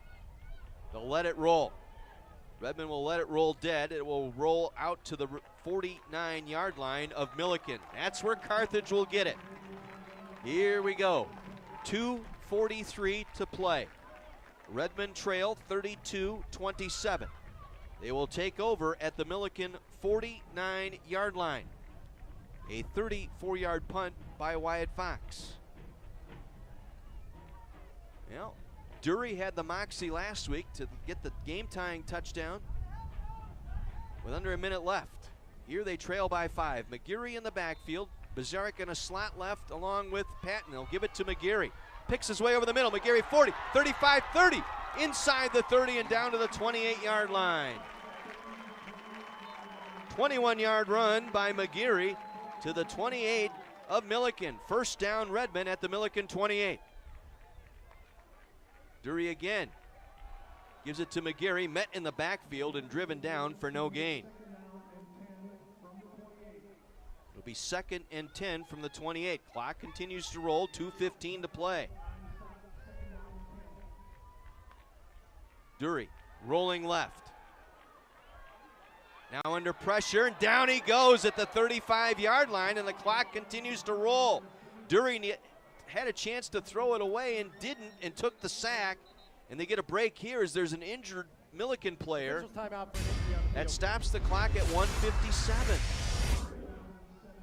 There's a case again with the sophomore, had nothing there, needed to throw that one away. Pressure was coming.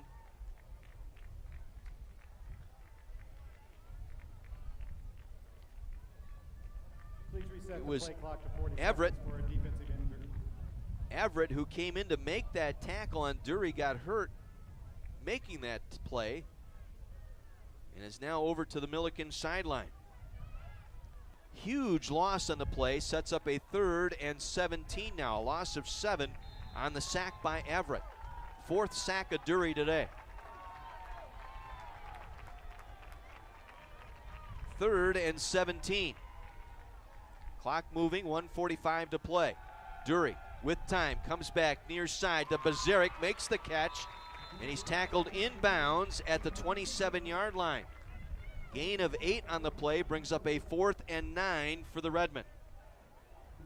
Got to go for it here. They'll get Wells and Limbaugh, the tight ends, off. They'll go with 5 receivers here. 3 to the left side here for the Redmen on 4th and 9. Ball game on the line here. Kiesel in a slot to the near side. Dury looking to throw, looking for Evan French, and it's overthrown, incomplete, and that is your ball game here today. Dury rushed that throw. I think if he would have waited just a half second, he would have caught French in the end zone for the touchdown, but rushed that throw just a little bit. Didn't really step into it.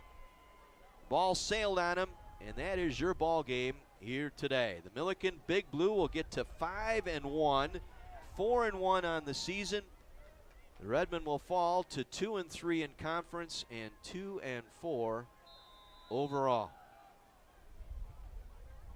Well, Carthage had their chances here today. Unable to convert, and the sack on 2nd down really hurt the Redmen. Dury's got to learn to get rid of that football. 3rd and 10 at that point. There's no foul for delay of the game. Please reset the play clock to 25 seconds and start it on my signal. Port just needs to take a couple of knees. Redmen have 2 timeouts remaining, can only stop it twice with 1:10 to go.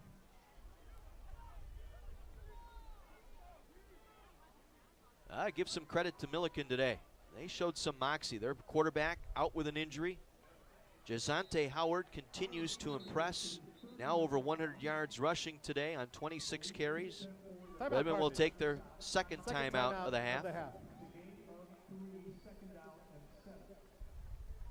Brings up a 2nd down and 7. Huge road win today for Millikin. They remain in the hunt. They still have games against Illinois Wesleyan and North Central. They control their own destiny. Last we saw, Wash U was leading Wheaton today. So with the win, Millikin now to 4-1 on the season in the CCIW. Redmen will fall to 2-3 in a tie with Augustana. A tie for 5th place. 2nd and 5, Port will hand it off. Howard tripped up there. Out to the 33-yard line. Carthage will take their final timeout here. 3rd and 4. Well, the situation is this. Millikin gets the 1st down, game over. Get the stop, Redmen will have some time left. Right around 25 seconds or so left to try and do something if they get a stop here.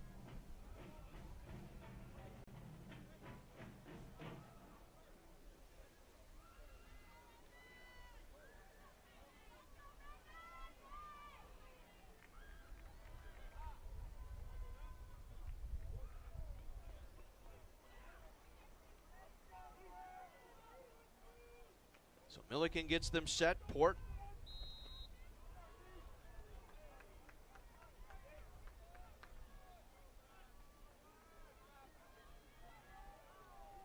on 3rd down and 4, will hand it off. And Howard wrapped up in the backfield for a loss of 1. Jogi Bumba there Carthage cannot stop the clock. So they will punt this one away with about 22 seconds remaining.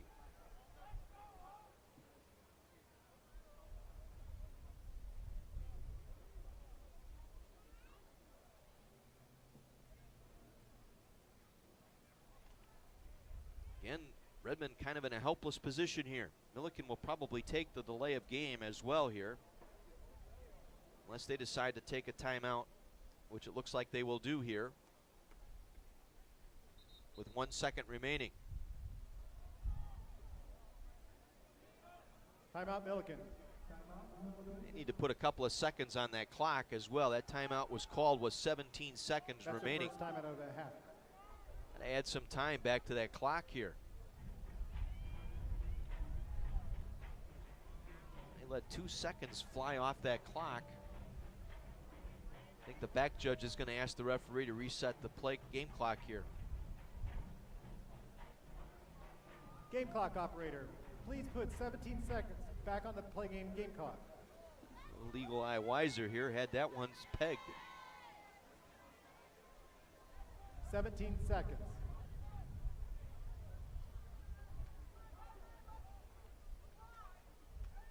So Millikin will snap it with 17 seconds left. They'll be punting it away to Bazaric. So Carthage will have an opportunity here. Run one, maybe 2 plays. Depends on the punt here. Redmond have 10 on the line of scrimmage. And they're going to take the safety. As running into the end zone is Wyatt Fox. He's trying to take as much time as he can and runs through the end zone with 9 seconds left for the safety. That puts them up 7. Or 32-29. So 32-29. Carthage trailing by 3. Millikin will have to punt from the 20-yard line. That's interesting. Millikin will kick off to Carthage. Free kick coming from the 20-yard line here with 9 seconds remaining.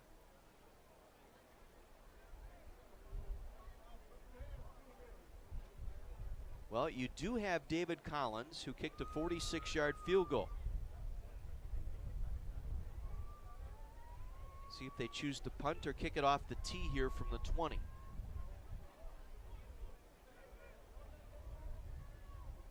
It's going to be the punter, Fox.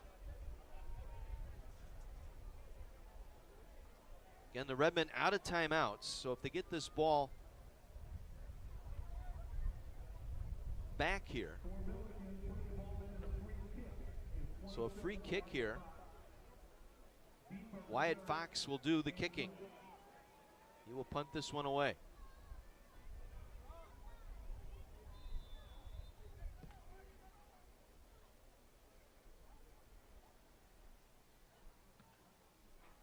Drives this one back. Christian Jones will take it and take a knee at the 25-yard line. 9.6 seconds to play. Not much time here for the Redmen. Got to somehow get a deep pass here and get out of bounds. Give Collins a shot. He'd have a little bit of a breeze at his back should he get that opportunity.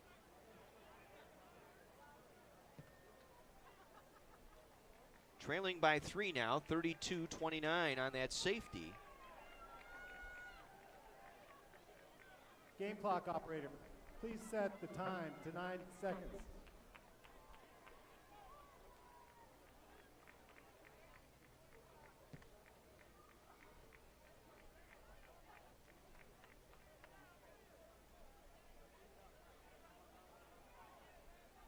Well, Dury has a chance here. They're going to rush 3 and drop 8. Dury scrambling out to his right. Comes back near side, and it's out of bounds with the catch at the 44, make it the 46-yard line. Patrick Murphy making the catch, stops the clock with 3.4 remaining. So 1st and 10 Redmen at the 46-yard line, their own 46. Now they got to do something quick here. Millikin's going to take a timeout. Timeout, Millikin. Second timeout. Second timeout of the half for Millikin with 3.4 seconds left. Looking at their schedule, they have Elmhurst on the road next Saturday. Then they're home against Illinois Wesleyan, home against Washington University, who hung on to beat Wheaton today, 17-10. So Wash U now at 4-1. Wheaton falls to 3-2. Wesleyan with the victory today. They're 5-0 over Elmhurst. 44-28 the score in that one.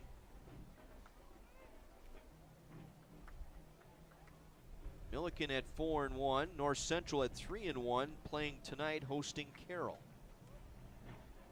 But they've got the gauntlet left. They still have the top 3 teams in the conference: Wesleyan, Wash U, and North Central. 2 of those games at home. Wesleyan and Wash U. Here we go, 3.4 seconds to play. Carthage down 3. Dury takes the snap. Final play of the game. Dury going to heave it down. It's thrown well short and intercepted. Game over. Millikin officially wins this one as the pass was intercepted. They actually had Jordan Smith in there as a defensive back who makes the interception, and the Big Blue pick up a road win. They snap a 4-game losing skid to the Redmen here today, picking up the win on the road, 32-29. With the win now, Millikin at 4-1 in the league, 5-1 overall. Carthage falls to 2-3 in the conference, 2-4 overall. Your final again this afternoon: Millikin 32, Carthage 29. We'll pause and take a 2-minute break. Back with our post-game interview with Dustin Hasek, and we'll run the numbers for you right after this on AM 1050 WLIP.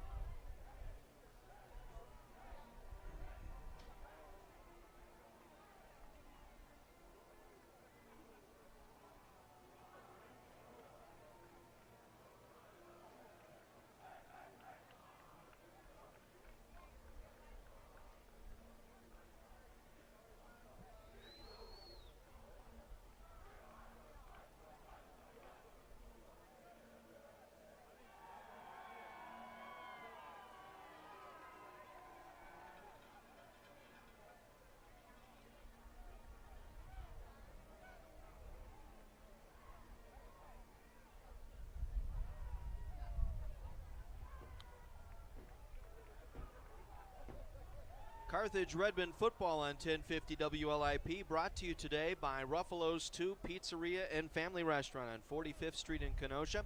Check their full menu out online at ruffalos2.com. By Lou Perini's Gas and Grocery in Kenosha. They're on Sheridan Road just north of 52nd Street. LouPerini.com. By Something Different, a sports fan's fantasy land. They're on 6th Avenue in downtown Kenosha. By Luigi's Pizzeria, an Italian restaurant on 39th Avenue, just a block south of Highway 50. Order online at luigispizzakenosia.com. By Armored Seal Coating, protecting your investment with asphalt, seal coating, and crack filling maintenance. Check them out online ArmoredSealCoating.com. By Wingstop of Kenosha on Highway 50. Wingstop.com. They're the wing experts. Summers Garden Florist and Gifts on 6th Avenue of downtown Kenosha. The Steve Vigiano Insurance of Kenosha. You need Steve. Call him today, 262-605-9880, or visit VigianoINS.com. By S.J. Crystal's Menswear. For the finest in men's fashions, it's clearly S.J. Crystal's. They're located on 57th Street and 6th Avenue in downtown Kenosha. By Mason's Eatery and Pub, Highway 50 west of Green Bay Road. Don't be a chain eater. Eat at Mason's or go online, masonsbar.com. By our good friends at Lynch Chevrolet of Kenosha, just east of I-94 on Highway 50, visit lynchchevroletofkenosha.com. By Dickey's Barbecue Pit, across from Woodman's in Kenosha, and by Single Flooring Furniture and Appliance Center.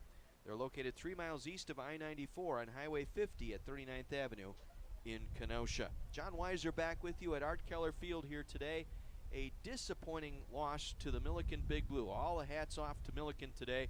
They persevered, losing their starting quarterback late in the second quarter to an apparent right leg injury. So Cal Port, the sophomore, played the entire second half, and they hung on to defeat the Carthage Redmen today by a score of 32-29.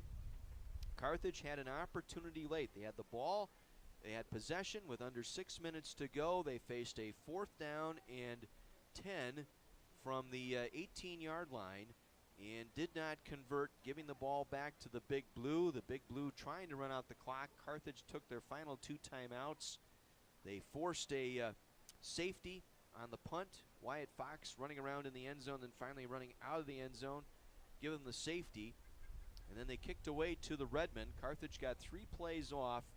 Their first play got them out toward midfield, and then actually 2 plays off. And then the second play, Dury scrambling around to his right, could not find a receiver and was intercepted to end the ball game here today. Your final numbers in this ball game today for the Redmen. Carthage posting 441 yards on 81 snaps today. That compares to Millikin 366 yards and 76 plays today. For the Redmen today, it was Billy Dury, 20 of 35, 283 yards, a touchdown. He was sacked 4 times. He threw the 1 interception on the last play of the game today. It was Brett Patton with 3 receptions for 96 yards and a touchdown today, a long of 68. Evan French, 7 receptions for 76 yards. Tommy Bazarek, 5 receptions, 54 yards. C.J. Davis, 2 catches, 25. Patrick Murphy, 1 for 21. Sean Wells, 2 for 11. Running the football today, the Redmen pick up 158 yards on the ground. Lafayette McGarry today, 28 carries, 118 yards, and a touchdown. That came late here in this 4th quarter. McGarry with the touchdown that cut the deficit to 5, excuse me. And his longest run of the day, 21. Dana Fontenot, the freshman, continues to impress me. 11 carries for 62 yards and a touchdown today for Fontenot. And Dury, 6 scrambles for negative 14 yards. Meanwhile, for Millikin today, the first half, Nico Stepina, 9 for 17 for 127 yards. He threw 3 touchdown passes, all to Jordan Smith today. He caught all 3 of those touchdown passes in the first half as Stepina left late in the second quarter with an apparent leg injury. It was Cal Port in the second half. Port 4 of 10, 106 yards and a touchdown pass as well. That one to Tyrese Hines. Jazante Howard, their running back, 28 carries for 103 yards. George Jimerson, 11 carries for 32. Port, 4 scrambles for a net of 30. And Stepina, 5 carries for 0 net yards. Receiving the ball, Jordan Smith today, 8 catches, 159 yards, 3 touchdowns, a long of 41, averaged nearly 20 yards a catch here today. Hines, 3 receptions, 72 yards and a touchdown, that a 34-yarder. Perry, 1 for 3. Howard, 1 for 1. Third down conversions today, Redmen, 6 of 16, Millikin, 9 of 17. And on 4th down today, Carthage 2 of 4, Millikin on 2 of 3. Time of possession favoring the Big Blue, 33 and change to the Redmen 26 and change. Penalties today, Redmen 4 flags for 35 yards, Millikin whistled 10 times for 67 yards.